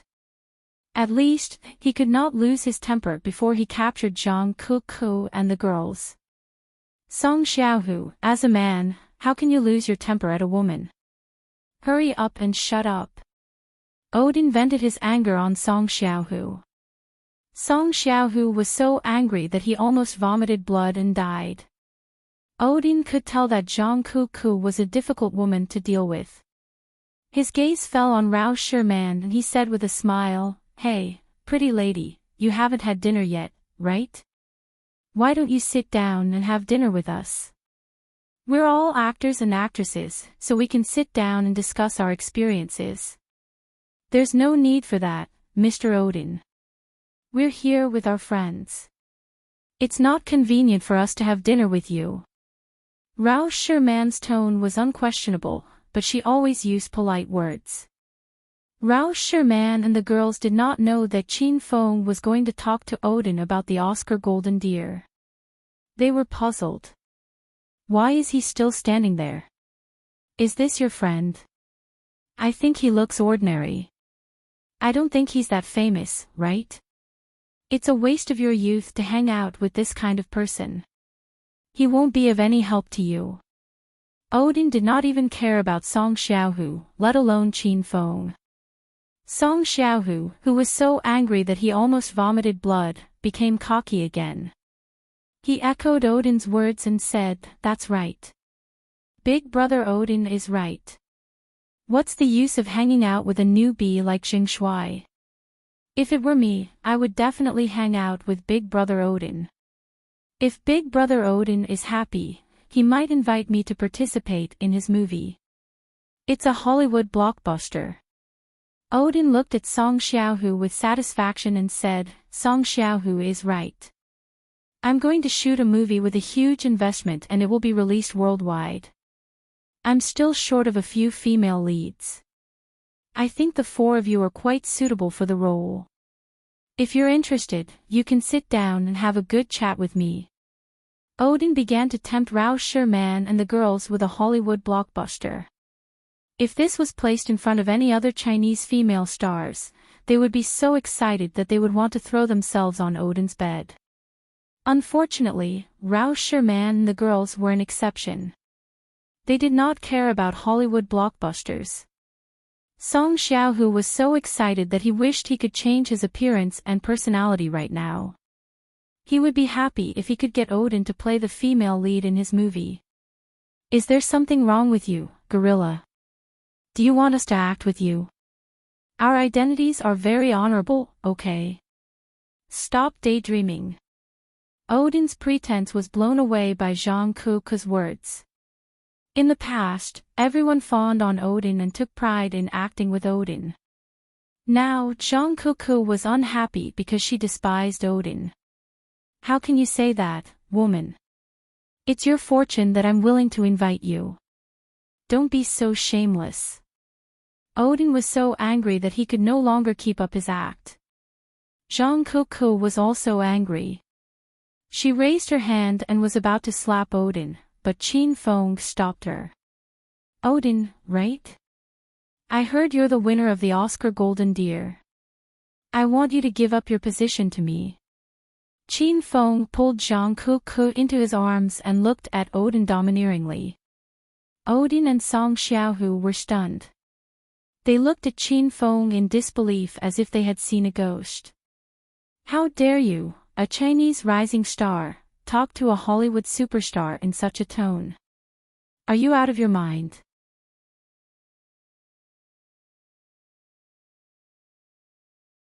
Chapter 1104. Odin's face was ashen. He didn't know Qin Feng well. He looked at Song Xiaohu and asked, "Who is this brat? Does he have any backing in China?" Song Xiaohu looked at Qin Feng with disdain and said, "Big Brother Odin, this brat is just a new actor in China. He only starred in a movie with a little fame. How dare he be so arrogant in America? Big Brother Odin, you don't have to care about him at all. You can do whatever you want. Song Xiaohu started to provoke the relationship between Qin Feng and Odin. He couldn't wait for Odin to beat Jing Shui up. Odin was emboldened. He held his head high and roared at Qin Feng, "Brat, I'll give you one last chance. Get out of my sight or I'll teach you a lesson." Song Xiaohu suddenly thought of something and quickly added, "Oh right, Big Brother Odin, this brat didn't get a room just now. He's not a guest of Star Hotel. Let's call the security guards and kick him out." Odin's eyes lit up. He immediately waved at the security guards. "Superstar Odin, is there anything we can do for you?" Odin was very famous in America. The two security guards who rushed over knew him. They smiled and fawned on Odin. "What kind of work are you guys doing? There are outsiders in the hotel. Hurry up and kick that brat out." Odin pointed at Qin Feng and yelled. The two security guards broke into a cold sweat. This Star Hotel didn't allow outsiders. If the matter got out of hand, the two security guards would be fired. "Brat, how dare you sneak into Star Hotel? Hurry up and follow us out." The two security guards didn't even ask Qin Feng anything. They came up to drag Qin Feng out. However, before their hands could touch Qin Feng's body, they were already sent flying. They crashed into a nearby table and flipped it over. Rumble. This fall caused a huge commotion and immediately attracted the attention of many guests and hotel staff. The guests in the hotel were all famous celebrities from various countries. Their social status and class were very high. Many female celebrities were frightened by the fight. "Mr. Odin, what's going on here? Are you hurt?" The manager of the restaurant on the third floor heard the commotion and rushed over with 8 security guards. The manager knew Odin, so he went to inquire about Odin's condition. Odin was still in a daze. He didn't expect Qin Feng to fight in Star Hotel. "Is this guy tired of living? Are you the manager here? Hurry up and catch that stinking brat. He's hitting people here, and he's not a resident here." After Odin saw Qin Feng's skills, he was actually somewhat afraid of Qin Feng. When he saw that the manager had brought 8 tall and burly security guards, Odin finally calmed down a little. The manager's gaze fell on Qin Feng. The Americans didn't really like Chinese celebrities. Arrest that criminal and hand him over to the police. Since he dares to cause trouble in a celebrity hotel, he must be severely punished. As soon as the manager gave the order, the 8 security guards pounced on Zhang Kuku. Before Qin Feng could make his move, Zhang Kuku could not hold it in any longer. She had the gene of a primordial giant beast in her body. Previously, she could hunt for sharks or devil beast mountain, but now, she could not even find a chance to vent her anger. Bang! Zhang Kuku's seemingly light slap sent the 2 security guards flying. The other 6 security guards were stunned. Even the manager and Odin were dumbfounded. What did these Chinese people eat growing up? How could he be so strong? "You bastards, why did you chase away Brother Jing Shui? Who says we're not guests here? We're staying in the presidential suite." Zhang Kuku scolded the security guards angrily as she taught them a lesson. The 8 security guards were no match for Zhang Kuku. In just a few breaths' time, the 8 security guards were scattered all over the place. Odin and the manager were still in a daze. Song Xiaohu's eyes had already fallen to the ground. The celebrities who were eating nearby were also dumbfounded. No one would have thought that a slender and beautiful woman like Zhang Kuku would be as ferocious as a ferocious beast. "Hey! Why are you still standing there like a fool, you bastard? Hurry up and apologize to Big Brother Jing Shui, or I'll blow your head off with one punch." Zhang Kukuk shouted at the manager after she dealt with the security guards. The manager was jolted awake. He subconsciously covered his head with his hands as he was afraid that Zhang Kukuk would blow his head off. You Chinese people are crazy.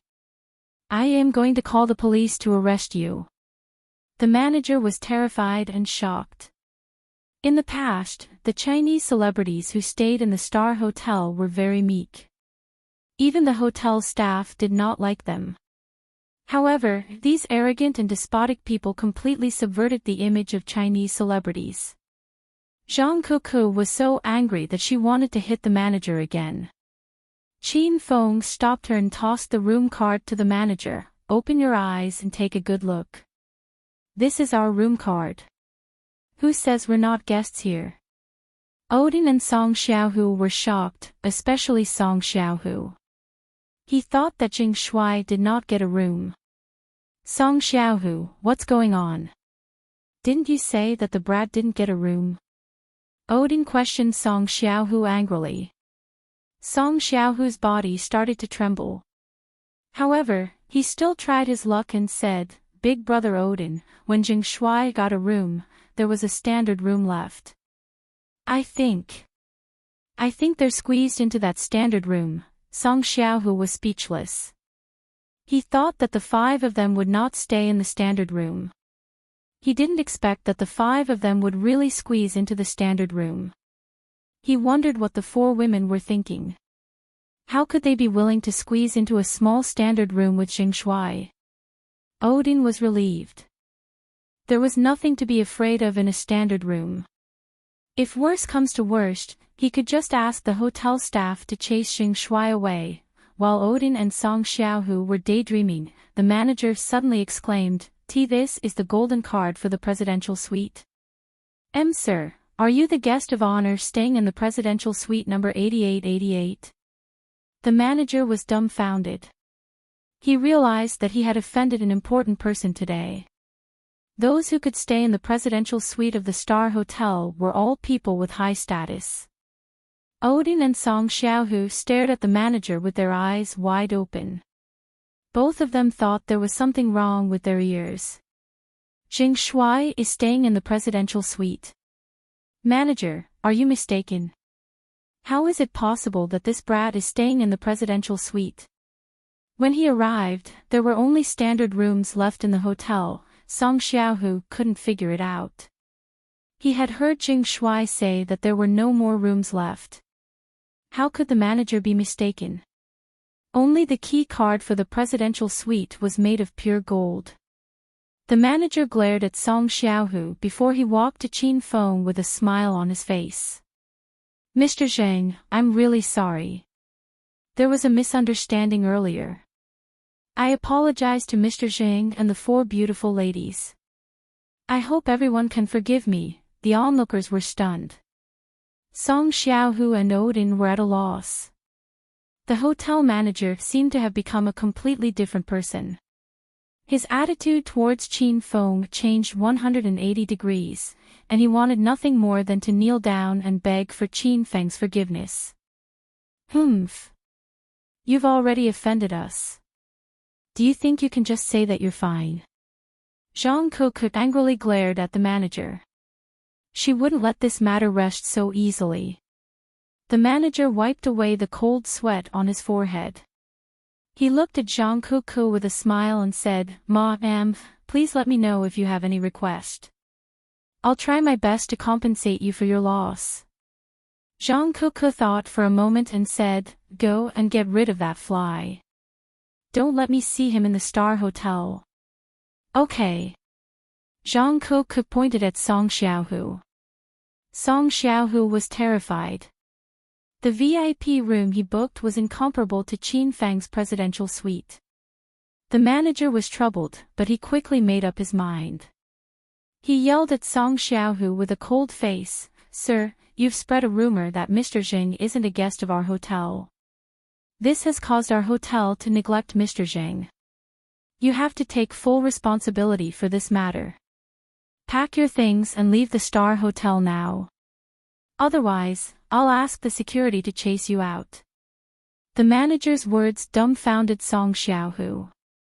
He had used a lot of connections to get the VIP room, and he had booked it 20 days in advance. Manager, how can you do this? I'm also a guest of the Star Hotel. Song Xiaohu was displeased. He didn't want to leave the Star Hotel because it was a symbol of his status. Celebrities from various countries stayed in this hotel. Don't blame me for being merciless since you refused to cooperate with us. The manager rolled his eyes at Song Xiaohu and immediately said a few words into the microphone by his collar. Not long later, another dozen or so security guards rushed to the third floor. All of them were tall and sturdy men. The scene shocked the customers in the restaurant on the third floor. Manager, what are you doing? How dare you chase me away by force? I'm going to lodge a complaint against you. The manager didn't seem to hear Song Xiaohu's words. He gave a look to the security guards who rushed over, and a dozen people immediately surrounded Song Xiaohu. They directly lifted him over their heads and forcefully carried him out of the hotel. Ah! What are you doing? Put me down. Big brother Odin, please save me. Song Xiaohu was angry and frightened at the same time. He kept shouting, but no one paid any attention to him. Odin could tell that the manager was determined to side with Zheng Shuai, and he would never offend the manager for Song Xiaohu's sake. After Song Xiaohu was carried away, the third floor regained its peace. The customers continued to eat, and the security guard who was knocked down by Zhang Kuku was carried away as if nothing had happened. Hee. Mr. Zheng, do you have any other orders? The manager was very respectful to Qin Feng. He couldn't afford to offend the people in the presidential suite of the Star Hotel. Qin Feng glanced at Zhang Kuku and the other three women and said, "Go and have your meal. I have something else to talk to this guy about." Okay. Please follow me, beautiful ladies. I'll arrange a private room for you. The manager immediately greeted Rao Sherman and the other three women with a smile. The four of them looked at Qin Feng with a worried expression, but when they thought of Qin Feng's skills, they automatically walked away. Qin Feng sat opposite Odin. Odin was puzzled. He didn't expect Qin Feng to have something to talk to him about. What do you want, brat? I don't like to be disturbed when I'm eating. Odin glared at Qin Feng coldly. He was worried when he found out that Qin Feng was a guest in the presidential suite. I've told you to give me the Golden Deer Oscar, Qin Feng said calmly as if he was talking about something unimportant. Odin's face was as cold as ice.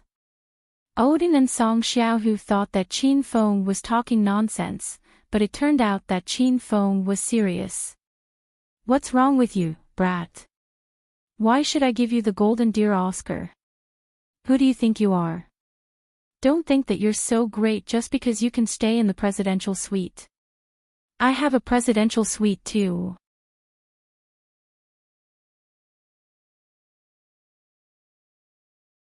Chapter 1105.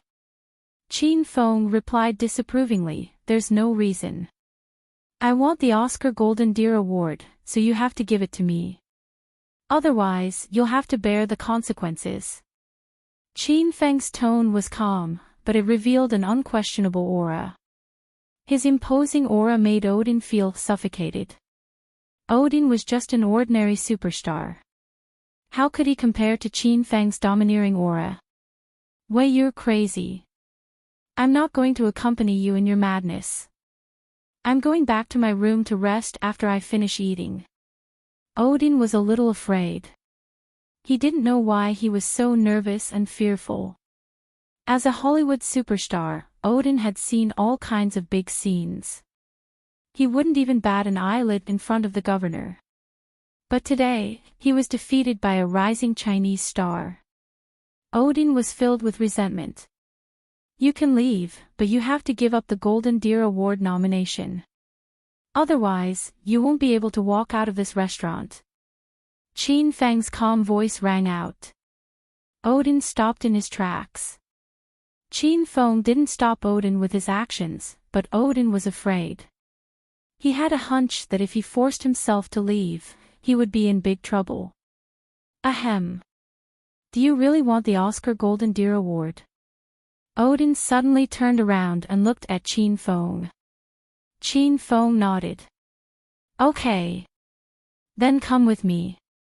The nomination can't be changed just because you said it. I want the Oscar Film Festival's internal management to edit your information, Odin suddenly admitted defeat. Qin Feng stared into his eyes for a few seconds. Then, he smiled and stood up. Okay. Lead the way. The two of them left the Star Hotel one after the other. Odin walked in front with a sneer on his face. No one knew what kind of crooked plan he had in mind. Odin's car was parked at the entrance of Star Hotel. It was a flashy red Ferrari. Qin Feng used to drive this type of sports car in Acropolis City. He sat calmly in the passenger seat. Sit tight, Xing Shui. I don't care if I throw you out, Odin sneered as he looked at Qin Feng.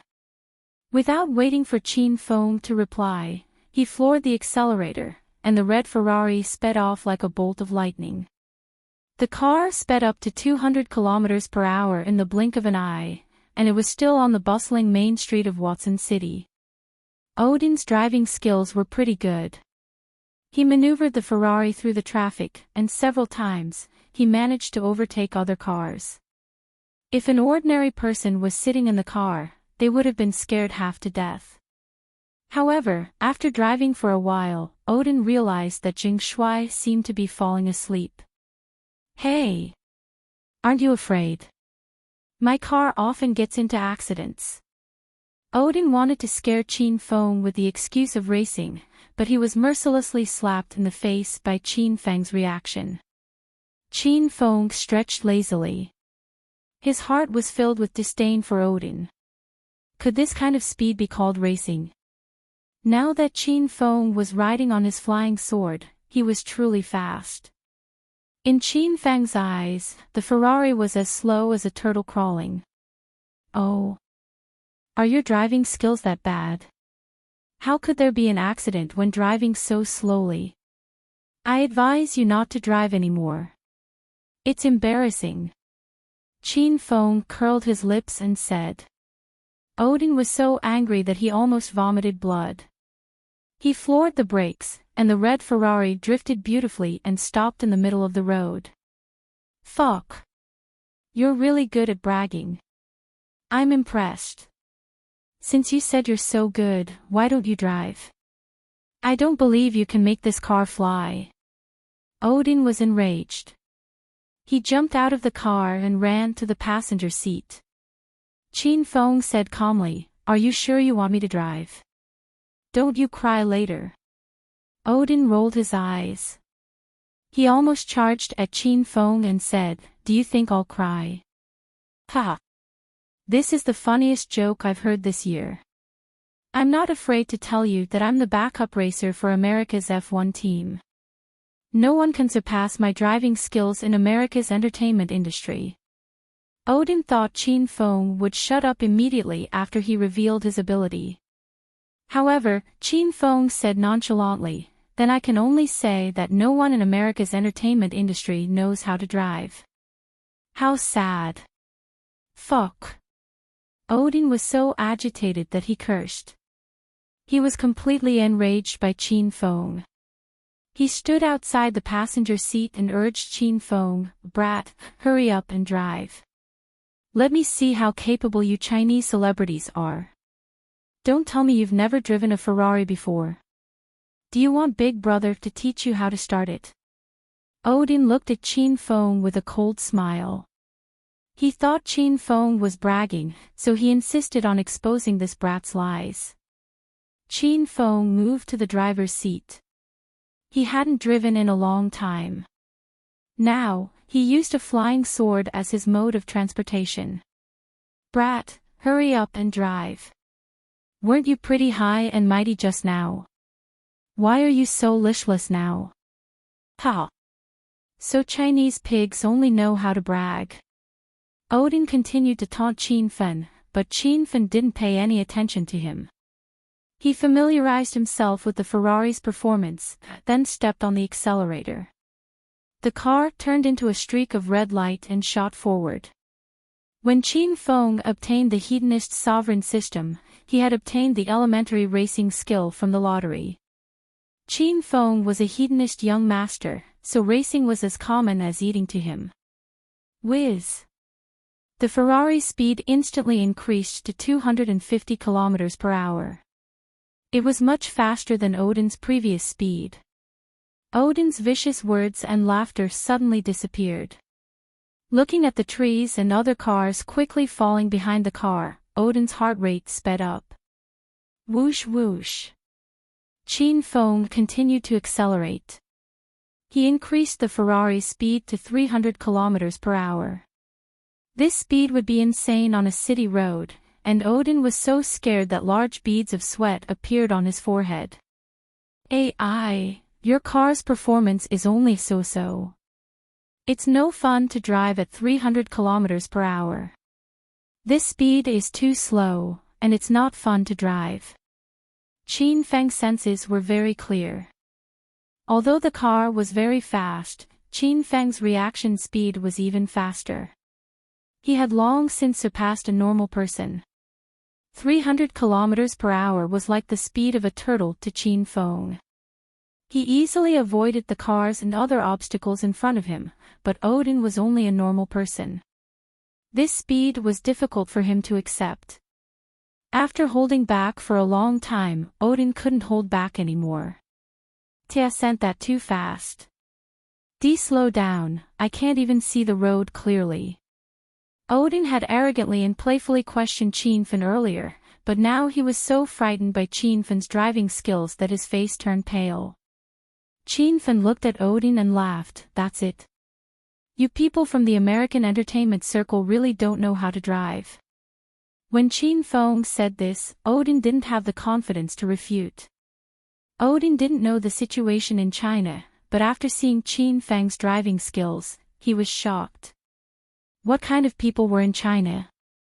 Not only did he have extraordinary strength, but he also drove like it was killing him. I can't go on anymore. Stop the car. It's the most congested street in front. If you continue to drive so fast, you'll definitely get into trouble. Odin shouted in fright when he saw the car enter the main street. Qin Feng, however, was indifferent. He thought the car was too slow, so he used his mind to summon his flying sword. A pink light flashed and disappeared without attracting anyone's attention. The starry sky flying sword landed on the Ferrari's chassis and started to accelerate. Whoosh! The speeding Ferrari suddenly accelerated. It was as if it was going to break through the sky. Odin was so shocked that his eyeballs fell out of their sockets. Fuck! I've seen a ghost, I've really seen a ghost. Just how fast is this car going? Why do I feel like I'm going to fly? Odin was very familiar with his Ferrari. At most, it would reach 320 km per hour. But now, it was so fast that it was dazzling. It was at least 400 km per hour. Odin couldn't see his surroundings clearly. His hair was messed up by the strong wind, and tears were about to come out of his eyes. Stop the car. Hurry up and stop the car. If you want to die, I'm not going to accompany you. You're a fucking lunatic. Odin kept screaming, as if he was in extreme shock. Qin Feng couldn't be bothered to look at Odin. How capable was this brat in front of him? He was scared silly at such a fast speed. Qin Feng snorted in disdain. Whoosh! The flying sword sped up again. This time, the Ferrari really flew. All four wheels were in the air, and it flew along the ground at high speed. Strong winds rose in all directions. Wherever the Ferrari went, there was a gust of wind. There were many cars on the street, and some of them swayed from the strong winds. Even more cars stopped on the road. Then, they saw a red shadow flash by. Many people were so shocked that they took out their phones to take pictures. Qin Feng shook his head. This speed was only 1/3 of the galactic flying sword speed. After all, the flying sword had to drag the Ferrari. This was a bit overloaded. Qin Feng felt that it was very strenuous when he used his mind to control it. Odin was already silent. He had fainted from fright. He was so scared that he peed his pants. The bottom of his pants was wet. He fainted just like that. So weak. Qin Feng complained to Odin. If Odin could hear him, he would definitely be angered to death. Qin Feng had already put away the flying sword. The Ferrari landed on the ground.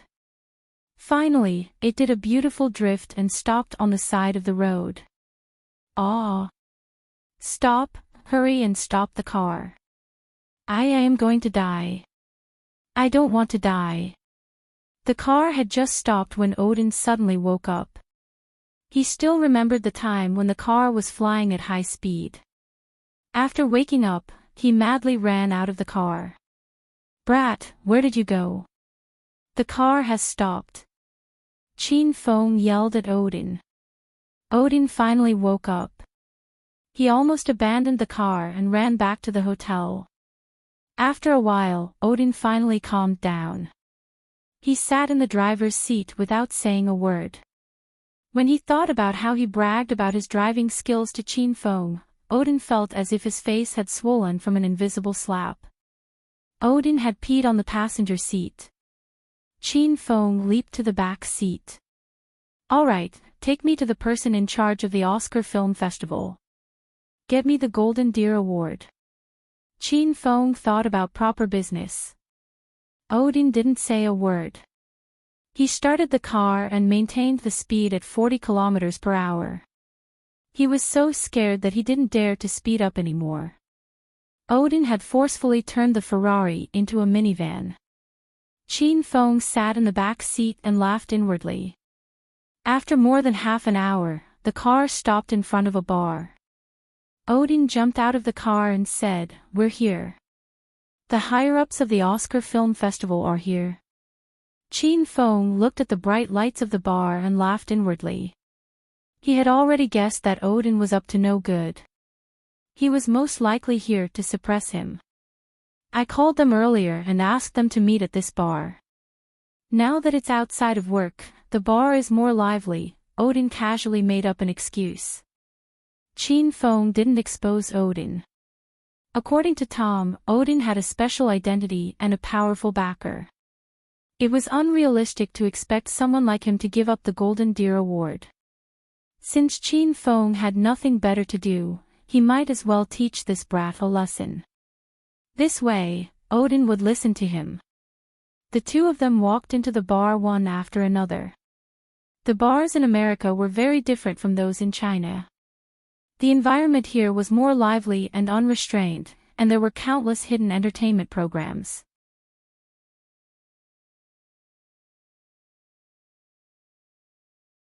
Chapter 1106.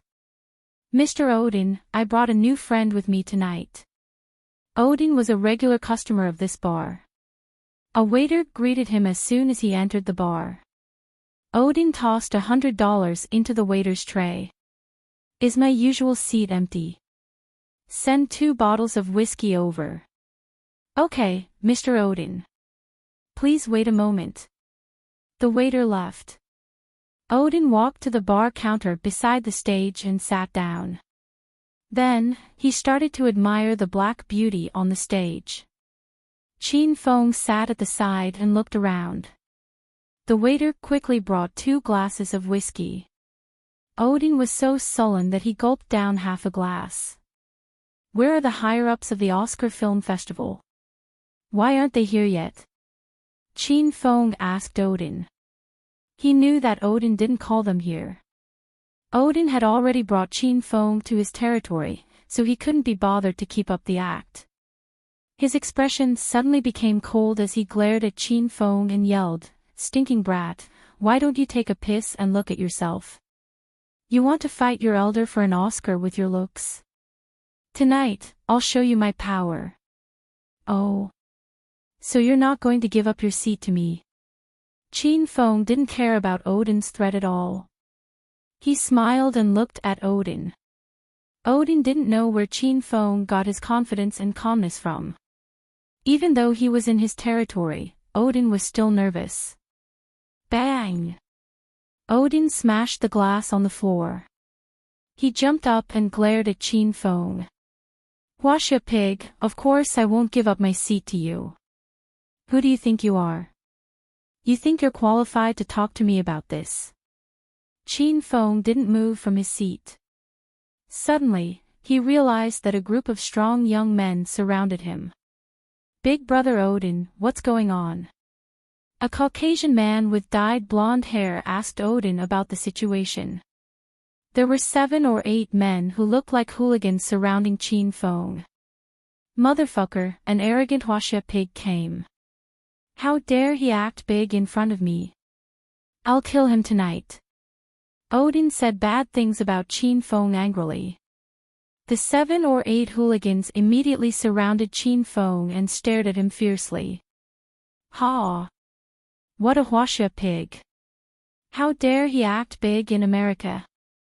He must be tired of living. Big brother Odin, say something, and we'll immediately break that brat's legs. Everyone spoke ruthlessly at the same time. It was as if Qin Feng had really fallen into their hands and was at their mercy. The apprehension in Odin's heart gradually disappeared. Seeing that more and more people were gathering around him, he immediately became arrogant. Stinking brat, I'll give you a chance.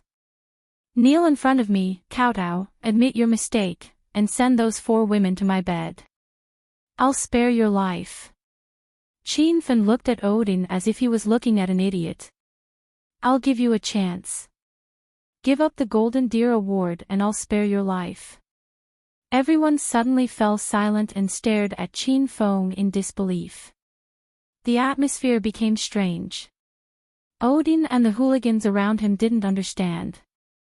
Qin Feng was a Huaxia man, and he came alone tonight. Where did he get the guts to say such harsh words? Was there something wrong with this person's brain? Fuck. You dare order Odin to do something? I'll kill you first. The yellow-haired man who came first had a fiery temper. He cursed and swung his fist at Qin Feng. Just as his fist was about to touch the tip of Qin Feng's nose, the yellow-haired man let out a blood-curdling scream. He was sent flying and crashed into the table opposite him. This kick stunned everyone. Odin's eyes almost popped out of their sockets. Earlier at the Superstar Hotel, Odin had discovered that Zhang Kuku was extraordinarily strong. This Qin Feng's strength was also terrifying. Could it be that all Huaxia people were born with the strength of bulls? Fuck. How dare you flip over our bar counter? You're seeking death. Before the hooligans around Qin Feng could settle the matter, the people at the opposite table were enraged and surrounded Qin Feng. Now, the crowd had increased to more than 10 people. There were black and white people, and all of them were about 1.8 meters tall. Some of them had bulging muscles, and they looked terrifying. Bang! Someone casually picked up an empty wine bottle and smashed it at Qin Feng's head. In the end, the wine bottle shattered and landed on the hooligan's head. Qin Feng leaped and landed in the middle of the crowd. His fist struck like lightning, and his footwork was profound. The dozen people surrounding him couldn't hurt him at all. Bang! Bang! Bang! Bang! Muffled sounds rang out incessantly. In just a few breaths' time, the row of people that charged at Qin Feng were all sent flying. Some of them landed in the aisle, some knocked over other people's tables, and some were sent flying to the pole dance platform by Qin Feng. Everyone in the bar gasped in surprise. The bar was already crowded and noisy. Now, it was a complete mess. Odin was dumbfounded. He didn't expect Qin Feng to be so skillful. Was this Chinese kung fu? Odin, you've disappointed me. Looks like I'll have to teach you a lesson before you're willing to give up the Golden Deer Award. After Qin Feng sent the dozen hooligans flying, he didn't even look at them. It was as if he had just swatted away a dozen flies. Odin looked at Qin Feng, who was approaching him step by step. He trembled in fear and stuttered, Don't come over here. This is the Mafia's base. If you dare to cause trouble here, don't think of leaving alive tonight. Qin Feng understood. No wonder Odin brought him to this bar. It was the Mafia's bar. However, Qin Feng wasn't afraid at all.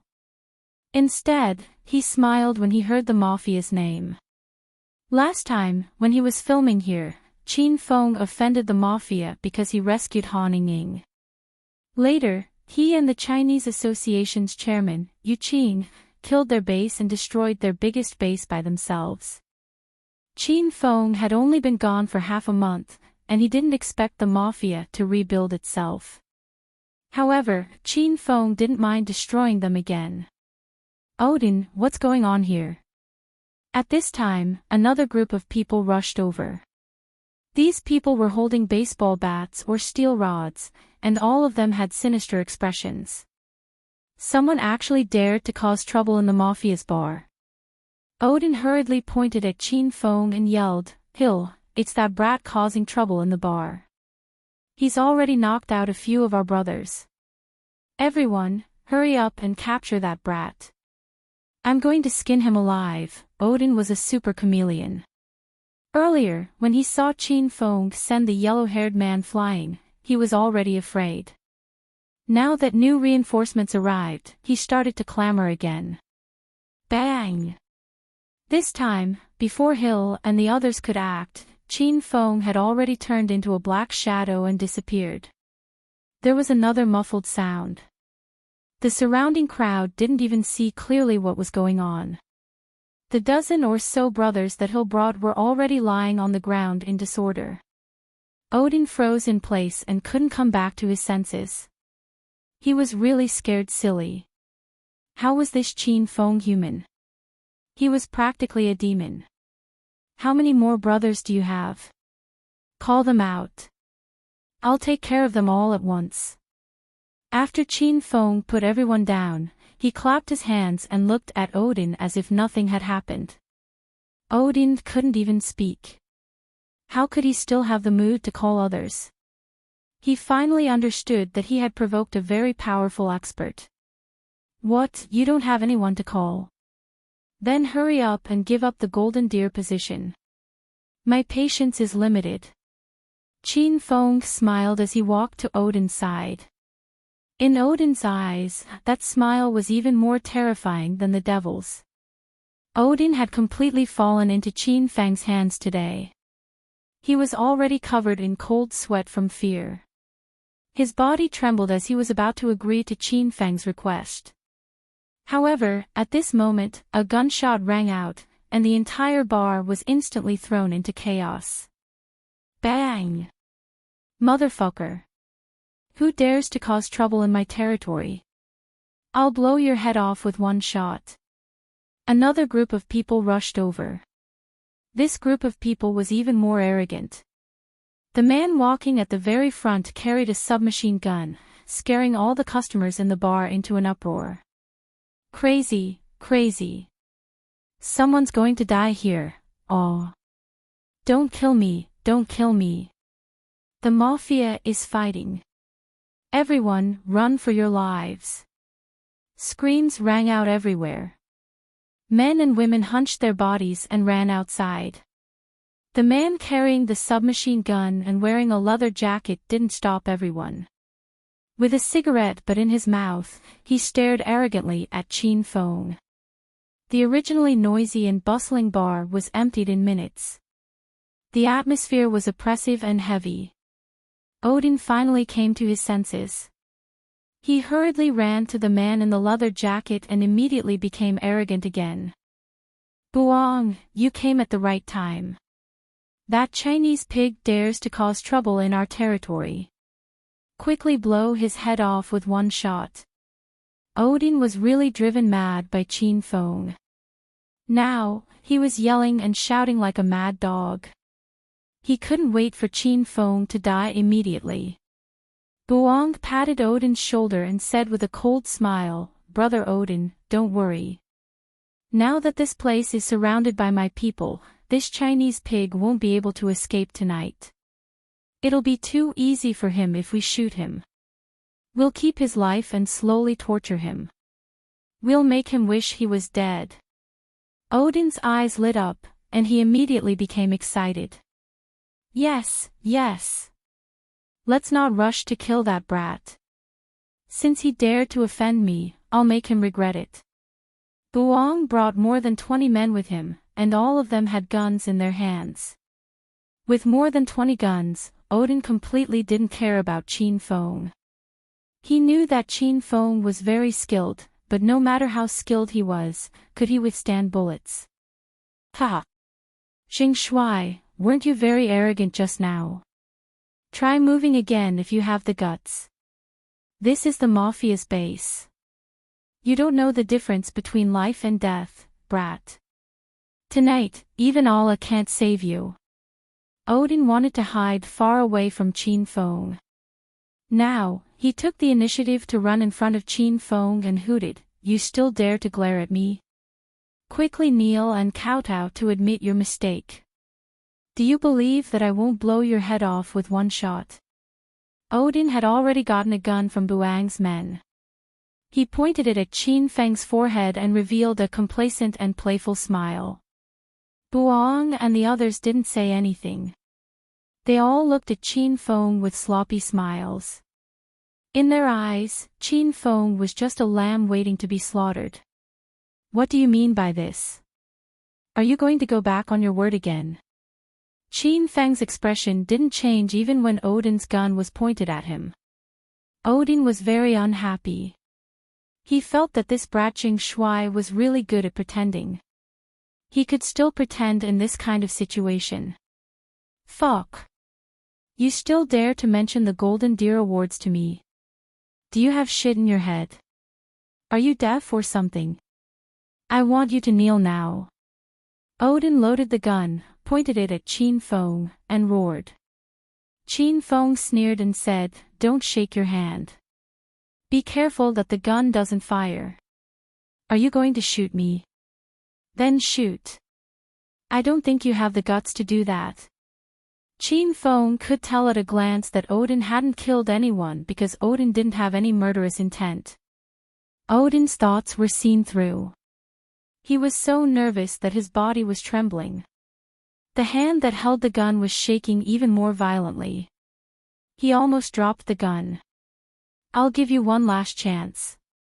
Give up the Golden Deer Awards position. Otherwise, you'll be out of luck." Qin Feng came to America this time to complete the "I'm a superstar" mission. He didn't want to cause trouble.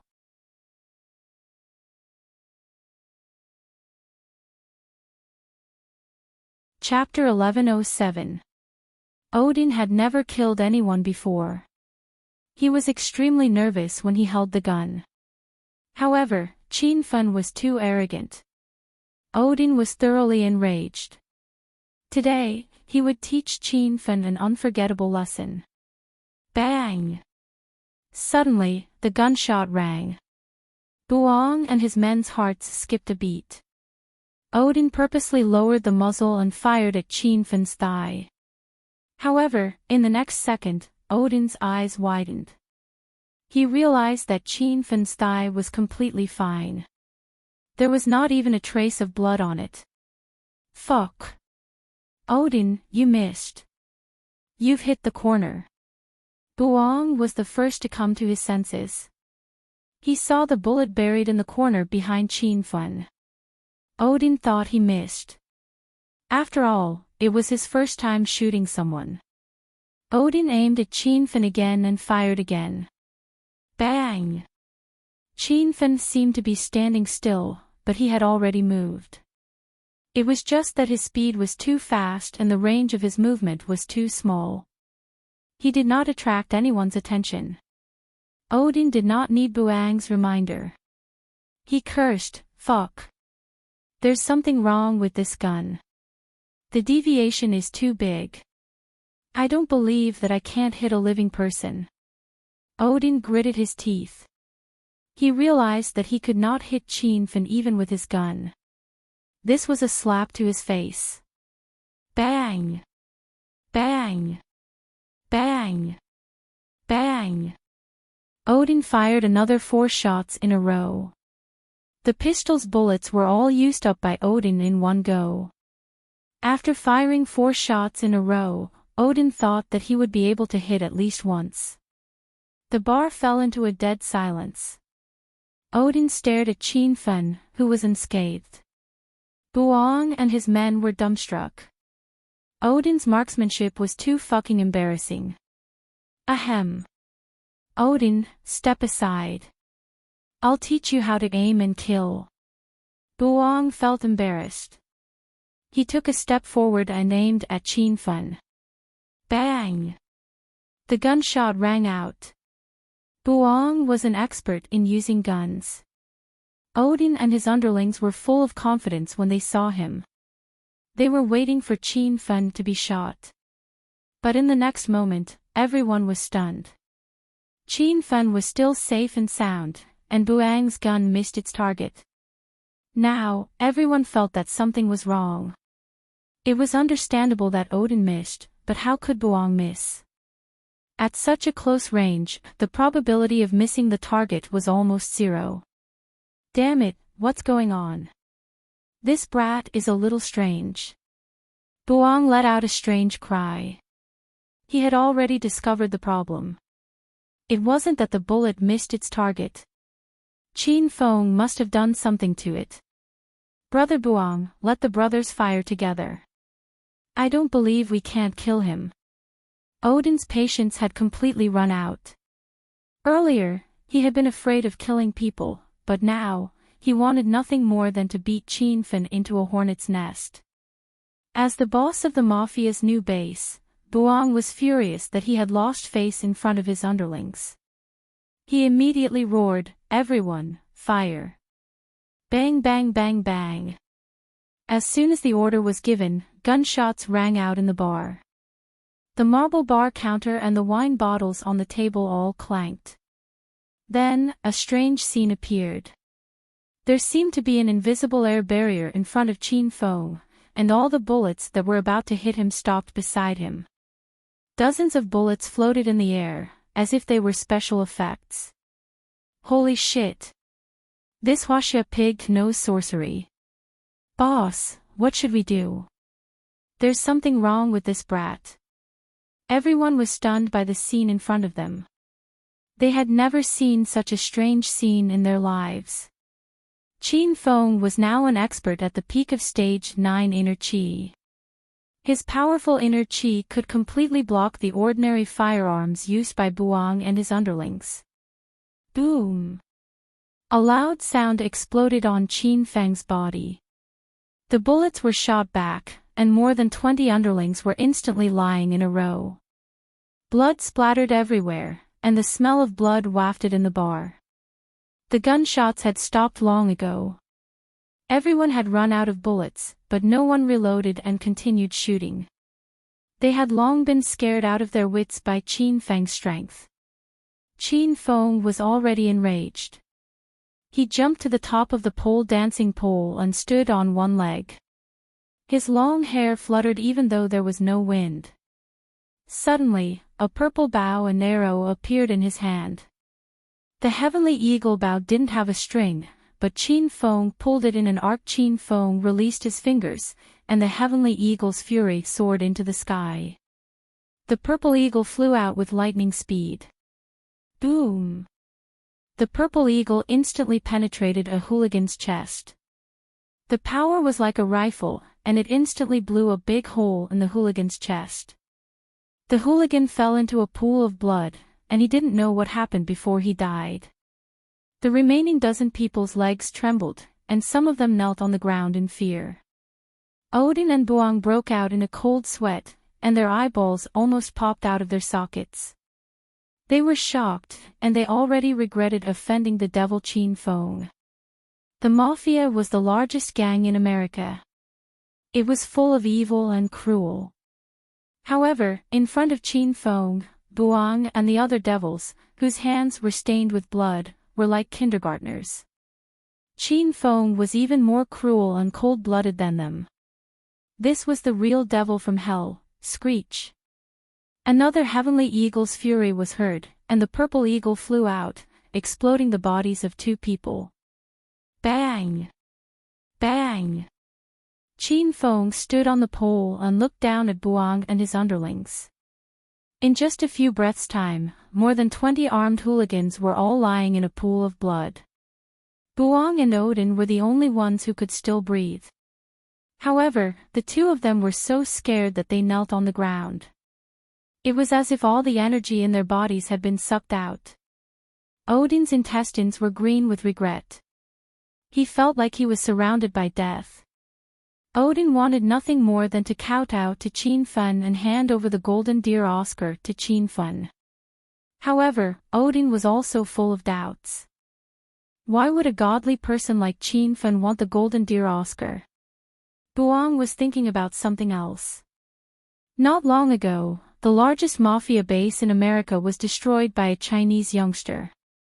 The inside of the base was like hell, and none of the mafia members in the base survived.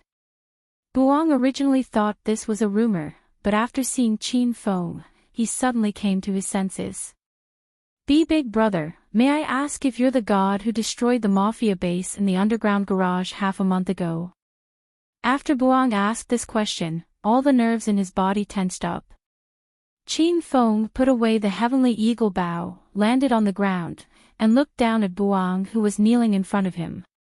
Not long ago, I destroyed a mafia base here.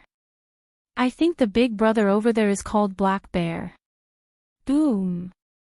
Buang felt as if a muffled thunder had struck his heart. Black Bear was the big brother of the Watson Mafia. It seemed like the rumor was true. Big brother, please spare my life. I didn't know you're that god. I deserve to die. I'm willing to follow you from now on. I only beg you to spare my life. After confirming Qin Feng's identity, Buang couldn't stand it anymore. He didn't have the demeanor of a mafia boss anymore. He kowtowed to Qin Feng like a stray dog. Qin Feng glanced at Buang indifferently. Then, his gaze shifted to Odin. Odin was so scared that he started to kowtow immediately. Big brother, please spare my life. I was wrong. I'm willing to give up the Golden Deer Award to you. Buang didn't understand what Odin was saying at all. Buang wanted to jump up and stomp on Odin. Why did you mention the Golden Deer Award at this time? What the hell is that? Oh. You're willing to give up your position. You're not playing with me again, are you? Qin Feng smiled at Odin. Odin quickly said, Big brother, I'll call the higher-ups of the Oscar Film Festival right now. I promise to change the position to you in 5 minutes. Qin Feng sneered, didn't you say that changing the position is very troublesome? I need to meet the higher-ups personally and submit information for review. Odin was just lying to Qin Feng. He mainly wanted to trick Qin Feng into coming to this bar to teach him a lesson. Big brother, please calm down. I was just joking. I promise I can settle it with one phone call. If you don't believe me, you can ask your friends in the entertainment industry here. They should be able to get some information. Qin Feng and Odin kept talking about the Golden Deer Award. Buang was dizzy. He couldn't understand why a god like Qin Feng would be interested in this kind of thing. Qin Feng didn't say anything. Odin and Buang were still kowtowing. Their foreheads were bleeding, and blood was flowing all over the floor. But they didn't dare to stop until Qin Feng told them to. Go make the call. If it's not done in 5 minutes, you don't have to do this anymore. I'll kill you, and the position will naturally be changed. Qin Feng's voice seemed to come from hell. Odin was so scared that he immediately took out his phone and made a call. Buang saw that Odin didn't have to kowtow and was envious, but he still kowtowed to Qin Feng. He felt like he was going to faint. "You're Buang?" Qin Feng suddenly asked Buang. Buang let out a sigh of relief. He stopped kowtowing and said, "Big brother, this little brother is Buang. I hope Big Brother can forgive me for offending you." Buang was so scared that his whole body was shaking. He wanted to kill that idiot Odin. It was this idiot who brought Qin Feng here. This was the Chinese badass who was rumored to be a god in America. Buang couldn't afford to offend him. "I'll let you live for now. When it's time for the Oscar Film Festival, you can be my bodyguard. If I'm not satisfied with your performance, I can kill you at any time." Qin Feng was in America, and he was unfamiliar with this place. There would always be ignorant trash looking for trouble. Qin Feng kept Buang by his side. This way, he could avoid annoying flies flying over. "Thank you for not being stupid. Don't worry, Big Brother. I'll definitely protect Big Brother."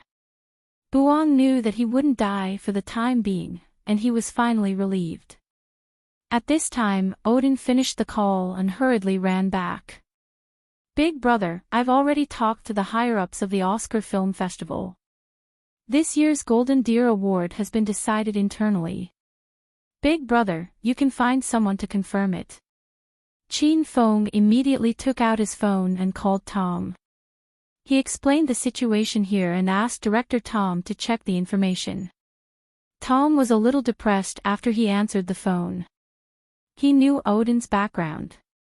This time, Odin had been decided internally as the winner of the Golden Deer Award. Even if he checked 100 times, this fact wouldn't change. Tom didn't understand what Qin Feng meant by this call. Could it be that Qin Feng was hinting at him to fight for the award? But Tom really didn't have the ability to defeat Odin. He could only call the higher-ups of the Oscar Film Festival and ask them about it. Tom was stunned when the call was connected. After asking around, he found out that the winner of the Golden Deer Award had been changed. The winner was Xing Shui, a Chinese male star. Tom was filled with doubts. He immediately called Qin Feng. "How is it?" Qin Feng asked indifferently. Mr. Xing, I just confirmed that you've been decided internally as the winner of the Golden Deer Award. Did you settle this yourself?" Tom's voice was trembling in shock. After confirming this from Tom, Qin Feng felt at ease. "I got it."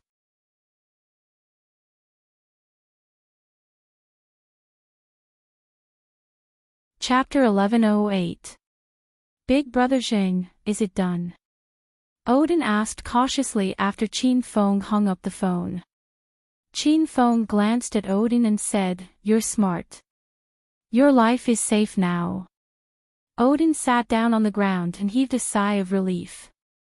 Buang came up to Qin Feng again and said, "Big Brother Xing, are you going back?" "I'll drive you back." Since Qin Feng had finished his business here, he naturally had to return to the hotel. Buang brought Qin Feng out of the hotel. Many of Buang's underlings were shocked when they saw this scene. That was the mafia's big brother, Buang. Why was he so respectful to a Chinese kid? After Qin Feng left, Odin remained in the bar. Recalling everything that had just happened, Odin's body still trembled. Odin was thoroughly humiliated tonight. He was afraid of Qin Feng, but he couldn't take this lying down. He had been in America for a long time, but he had never been as sullen as he was tonight. Odin took out his phone angrily. He wanted to call his elder cousin, Duo Mutter. Duo Mutter was a high-ranking military officer in the United States. He was currently a senior colonel. It was precisely because Odin had a powerful military cousin that he was able to thrive in the American entertainment industry. The mafia's boss, Buang, addressed Odin as his brother because of Duo Mutt. Duo Mutt had secretly provided the mafia with a lot of military ammunition. Cousin Odin, what can I do for you? The call was connected. Odin whined, Big cousin Duo Mutt, I was bullied by a Chinese pig just now. Big cousin, you must avenge me, Chinese pig. How dare this bunch of trash behave atrociously in America? Duo Mutt was puzzled. The Chinese people he usually met were as obedient as sheep in America. Odin was depressed. He didn't think that Qin Feng, who was Chinese, would dare to be so arrogant in America. Big cousin brother, this brat has some skills, so he's very arrogant. Not long ago, he came to the mafia's bar and suppressed Buang. Odin's words shocked Duo Mutt. A Chinese kid could go to the mafia's bar and threaten Buang. How powerful is this guy? Who is that Chinese pig? Didn't Buang use a gun? Big cousin, that kid's identity is actually very simple. He's just an ordinary celebrity in Huaxia.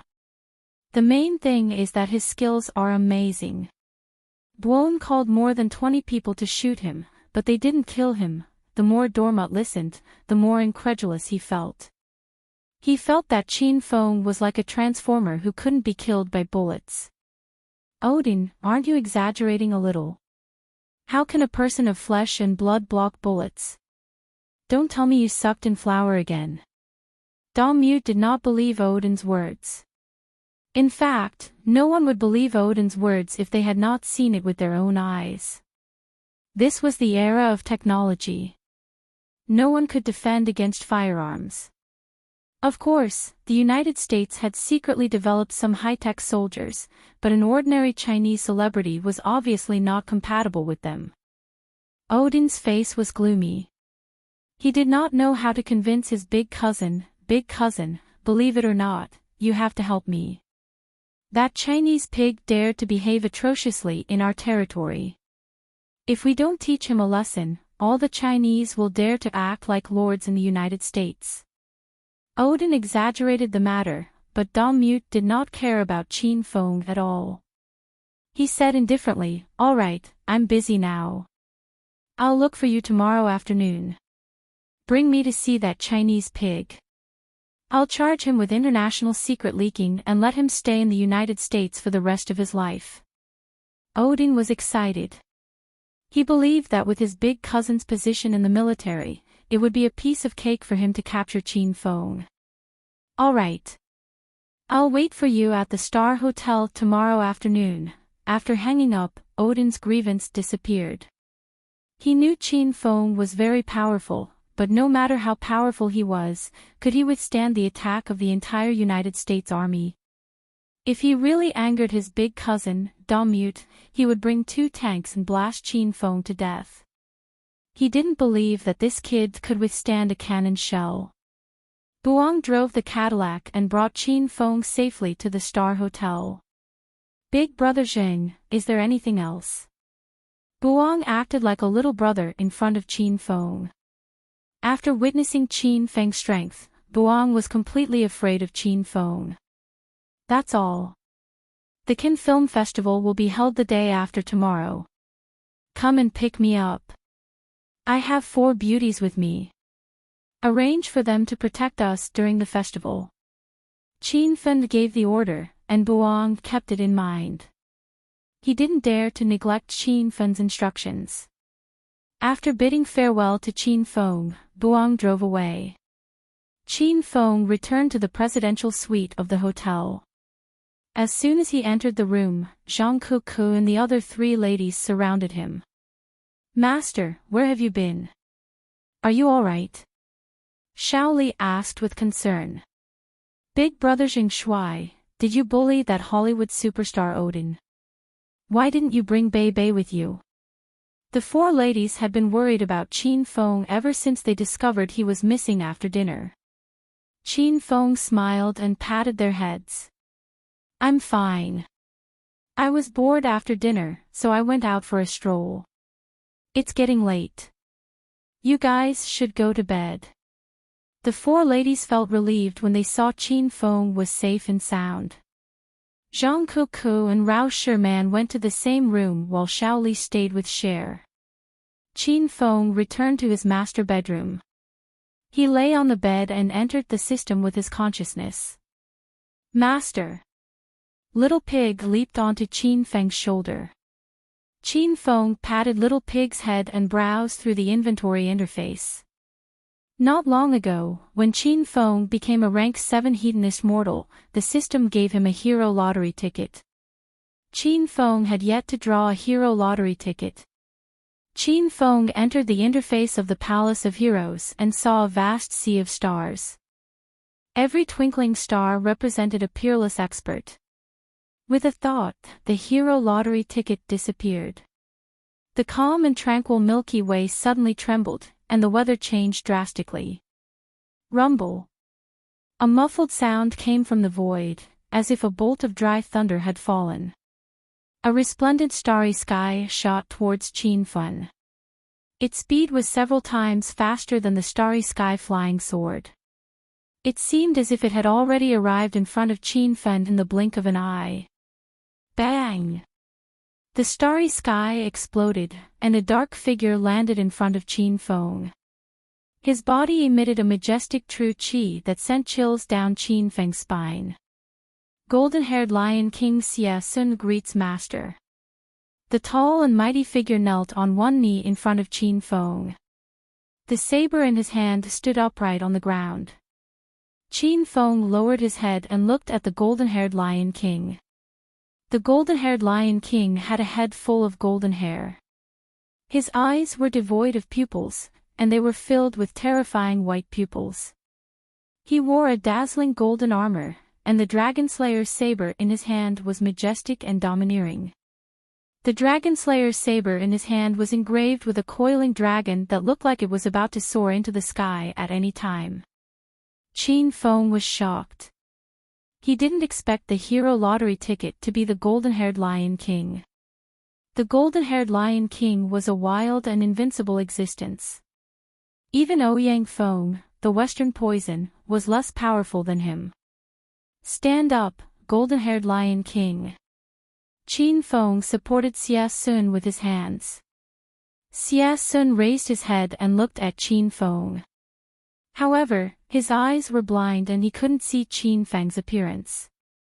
Master, in the future, Xia Sun will protect your safety. I won't let anyone harm a single hair on Master's head. The golden-haired Lion King was famous for his lion's roar. When he spoke, his voice was loud and clear like a bell. His arrogance made Qin Feng somewhat envious. Golden-haired Lion King, what's your strength? Qin Feng was curious. Master, this little brother is untalented. I just stepped into the 4th level of True Qi stage. The corner of Qin Feng's mouth twitched. He was once again sure that the hedonist sovereign system was a pretentious system. The heroes that came out of it were all pretentious. The most powerful opponent Qin Feng had met so far was only at the 1st level of True Qi. Moreover, the difference in strength between those at the 1st level of True Qi was very large. That Divine Dragon and Ling Tianhai were both at the 1st level of True Qi, but Qin Feng felt that Divine Dragon was much more powerful than Ling Tianhai. The golden-haired Lion King was actually an expert at the 4th level of True Qi. Qin Feng didn't dare to imagine how powerful the golden-haired Lion King would be if he went all out. Very good. Golden-haired Lion King, is this Dragon Slayer's saber the real deal? What grade of spiritual weapon is this? Qin Feng's gaze fell on the Dragon Slayer's saber. This saber was as famous as the Heavenly Sword. The Heavenly Sword and the Dragon Slayer were two peerless treasures. Rumble. The golden-haired Lion King casually swung the Dragon Slayer's saber in his hand.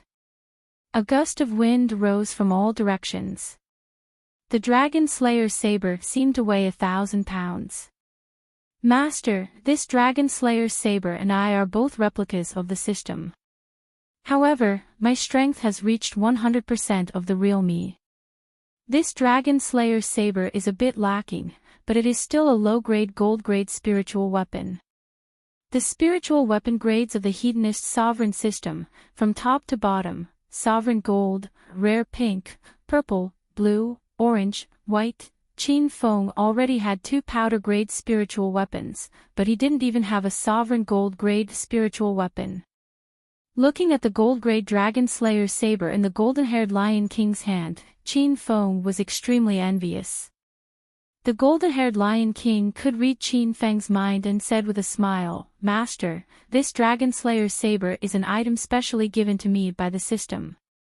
It has already sealed my true qi, so other people can't use it.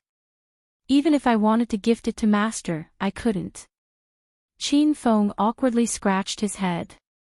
This Dragon Slayer saber was the golden-haired Lion King's lifeblood. How could he have designs on this thing? Ha! I didn't say I wanted you to give it to me, I was just curious. That's right, you're blind. Will it affect you in battle? Is there a way to cure your eyes? Qin Feng had seen the heavenly sword and Dragon Slayer.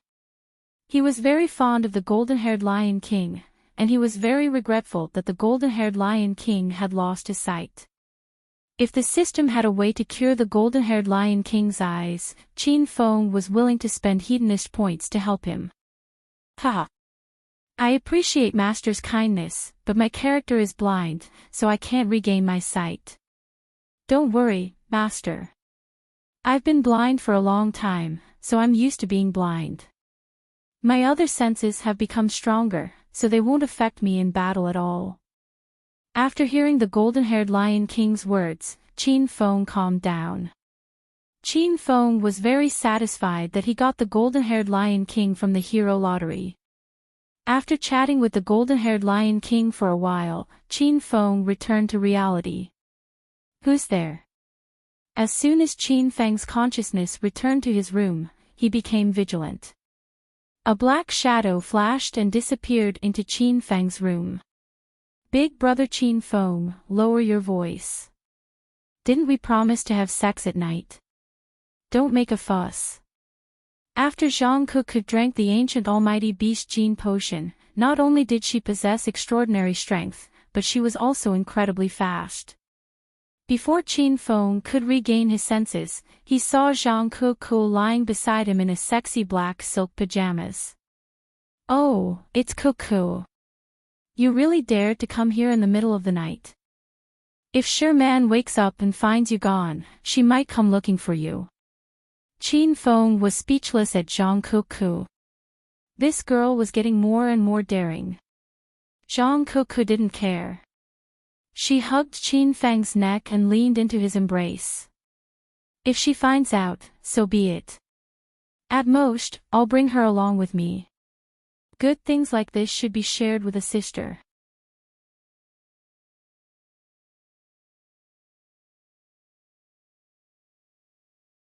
Chapter 1109.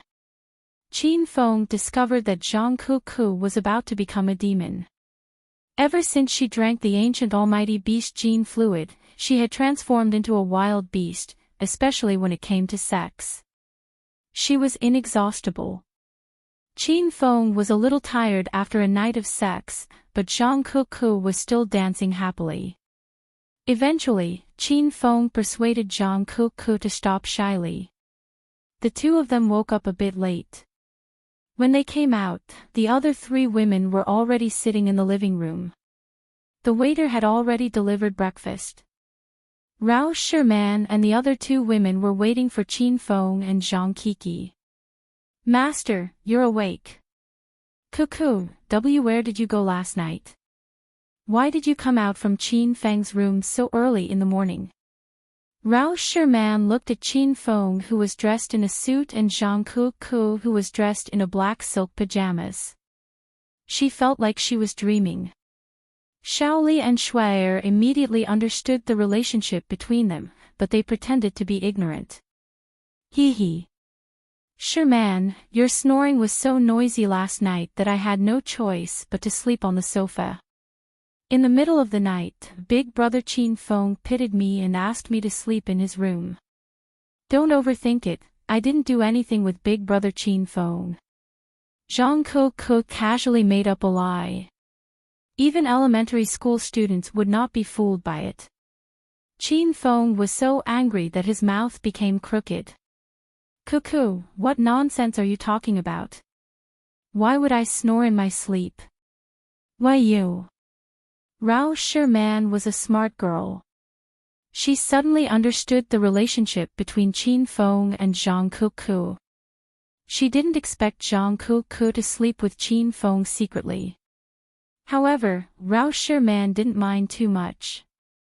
With everyone's current relationship with Qin Feng, as long as they continued to develop, it would only be a matter of time before they slept together. After learning the truth, Rao Sherman pretended to know nothing and kept her mouth shut. Since everyone is awake, let's have breakfast. Rao Sherman took the initiative to invite everyone to the dining room, and they pretended nothing had happened. Zhang Ke was a little nervous and worried. She planned to go back to her room to change her clothes, but after seeing the attitude of Rao Sherman, Schweier, Zhang Ke didn't want to change her clothes, so she went to breakfast in her black silk pajamas. The Oscar Film Festival was going to be held tomorrow, so the four beauties went shopping in the afternoon. Qin Feng had too much fun with Zhang Ke last night, so he really didn't want to walk, so he stayed in the room to watch TV. After staying in America for a few days, Qin Feng didn't know when he would be back. He thought of Dracula, whom he hadn't seen for half a month, and decided to call him. Oh my God! Is that Brother Qin Feng? Count's excited voice came from the phone, shaking Qin Feng so much that he pulled the phone far away. Vampire, can you keep your voice down? Are you buying vegetables at the market? Qin Feng and Count were brothers who had gone through fire and water together, so he spoke without any scruples. Dracula's eyes widened in anger. Bastard, how dare you call me a vampire? Where are you now? I'll bite you to death right now. Tisk tsk. Let's just say that you're a vampire. You always bite people and drink their blood. But my blood isn't that tasty. I'm in the presidential suite of the Washington Star Hotel, room 8888.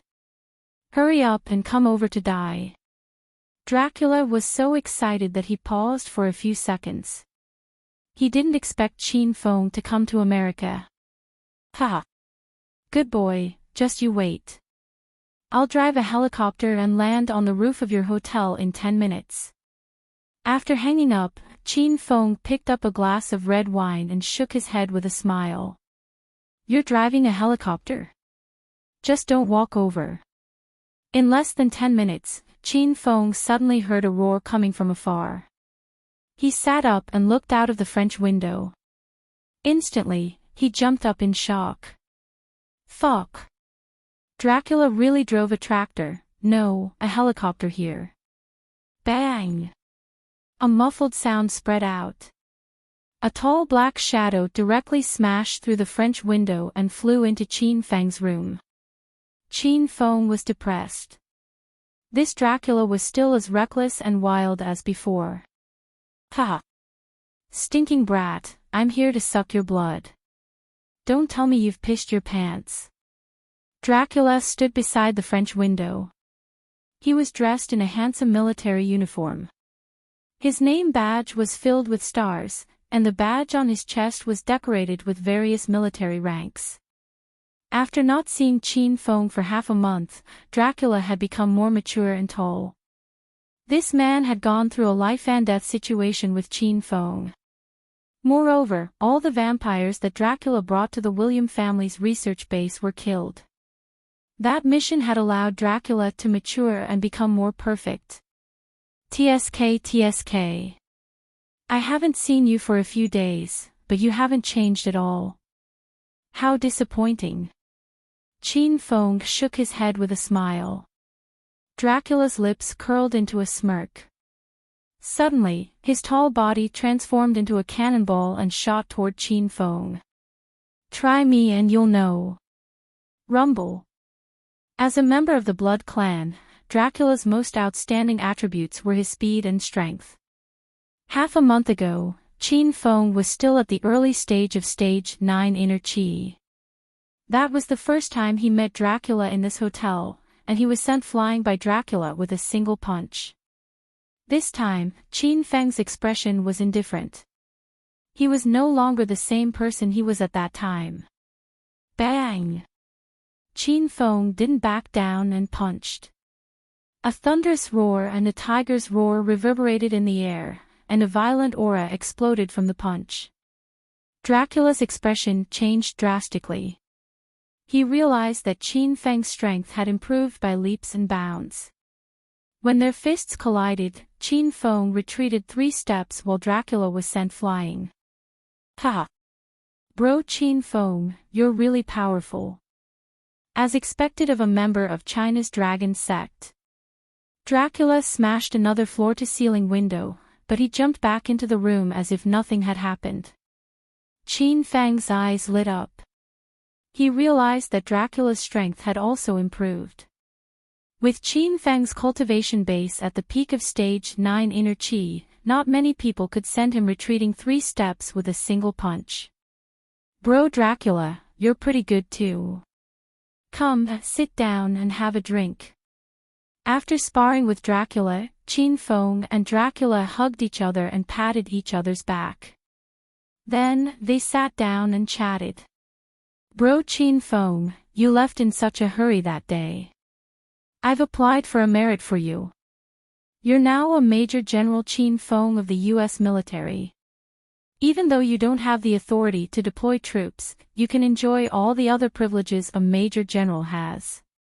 Qin Feng had made a great contribution to the U.S. when he joined forces with the vampires to destroy the William family's plan. Qin Feng didn't expect that he would become a Major General of the U.S. military. Thank you, Bro Dracula, for applying for a merit for me. It seems like Bro Dracula has also been promoted. Qin Feng said with a smile. Dracula said proudly, I've indeed been promoted. I'm now a 5-star general, but I'm still far behind you. You're the youngest Major General in the US, and you're a fucking Chinese. Dracula felt gloomy every time he thought about this. However, he was really proud of Qin Feng. Qin Feng was also shocked. A 22-year-old Major General. What kind of concept was that? Not only the US, but even China and other countries didn't have such a young Major General. Qin Feng and Dracula chatted happily. At the same time, a man in a military uniform swaggered into the Superstar Hotel. The hotel manager immediately went up to him and fawned over him as if he had seen his own father. "I-oh. Senior Colonel Dometh is here. Your presence brings light to our humble Superstar Hotel." Dometh came to the Superstar Hotel in the afternoon according to his promise with Odin. He didn't really care about his cousin Odin. The reason he came here was that Odin would find a few popular American celebrities to sleep with him after he helped Odin with his business. In other words, Dometh came to the Superstar Hotel to sleep with him. Is Odin staying in this hotel? Which room is he staying in? Dometh didn't care about the hotel manager at all. He didn't even look at the manager when he spoke. The manager didn't dare to get angry. Just when he was about to bring Dometh to Odin's room, Odin ran over. "Ha! Cousin Dometh, you're finally here. I was just about to go out and wait for you. You're already here." Since Odin was here, the manager didn't need to entertain Dometh because his rank wasn't high enough. "Alright, enough with the pleasantries. Bring me to that Chinese pig's room. After I'm done with your business, you'll have to follow the old rules." Dometh and Odin were well aware of the situation. Odin quickly smiled and said, "Don't worry, cousin Dometh. The girls are ready. This time, it's a pair of beautiful twin sisters. They're young models who just joined the entertainment industry." Dometh was excited. He quickly asked Odin to lead the way. Odin had already found out that Qin Feng was staying in Suite 8888, so he led Dometh upstairs. When they arrived at the door, Odin hesitated and asked, "Cousin Dometh, did you come alone?" Dometh glared at Odin impatiently. "What's wrong? How many people do we need to deal with a Chinese pig? Do you think I can't handle it?" Odin quickly smiled and said, "Cousin Dometh, please don't misunderstand. With your status as a colonel, a Chinese pig is nothing, it's just that this pig is very skilled. I'm afraid we'll be at a disadvantage if we go in. Why don't we call more people and bring a few machine guns? If that brat dares to resist, we'll just shoot him to death. Then, we'll just charge him with a crime and solve the problem." Odin had already thought of a way to deal with Qin Feng. Last night at the Mafia's bar, Boang and his men were all armed with pistols. Odin thought that if he could get a few machine guns, he would definitely be able to kill Qin Feng. Dometh had never seen Qin Feng's skills before. He didn't believe that Qin Feng could dodge bullets. That was simply a fantasy. Dometh patted the pistol on his waist and shouted impatiently, "Look at your guts. Isn't it just a Chinese pig? I brought a gun with me. If he doesn't listen to me, I'll shoot him to death." Odin still wanted to persuade Dometh, but Dometh had already pressed the doorbell. Odin had no choice but to keep his mouth shut. However, Odin wasn't worried. After all, Dometh was a senior colonel. No matter how skilled Qin Feng was, he had to be cautious. This was America, after all. How could Qin Feng behave atrociously? "There's someone else here." Qin Feng and Count were chatting happily when the doorbell rang. Count looked at Qin Feng in confusion. "It's probably my girlfriend's. I'll go and have a look." Qin Feng stood up and opened the door. He thought it was Rao Sherman and the others who had returned from shopping. However, when he opened the door, he saw Odin and an unfamiliar man standing at the door. "It's you, brat. Why are you looking for me?" Qin Feng looked at Odin indifferently. Yesterday, Odin kowtowed in front of Qin Feng until his forehead bled. He was trembling in fear.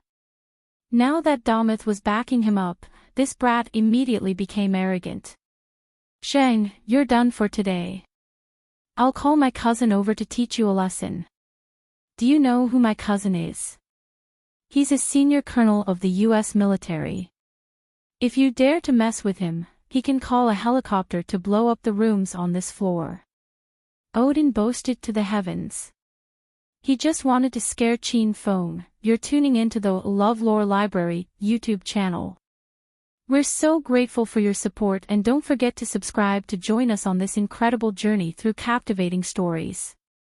Your generosity through donations truly makes a world of difference, as it's the primary source of revenue that allows me to expand and enhance this channel for you.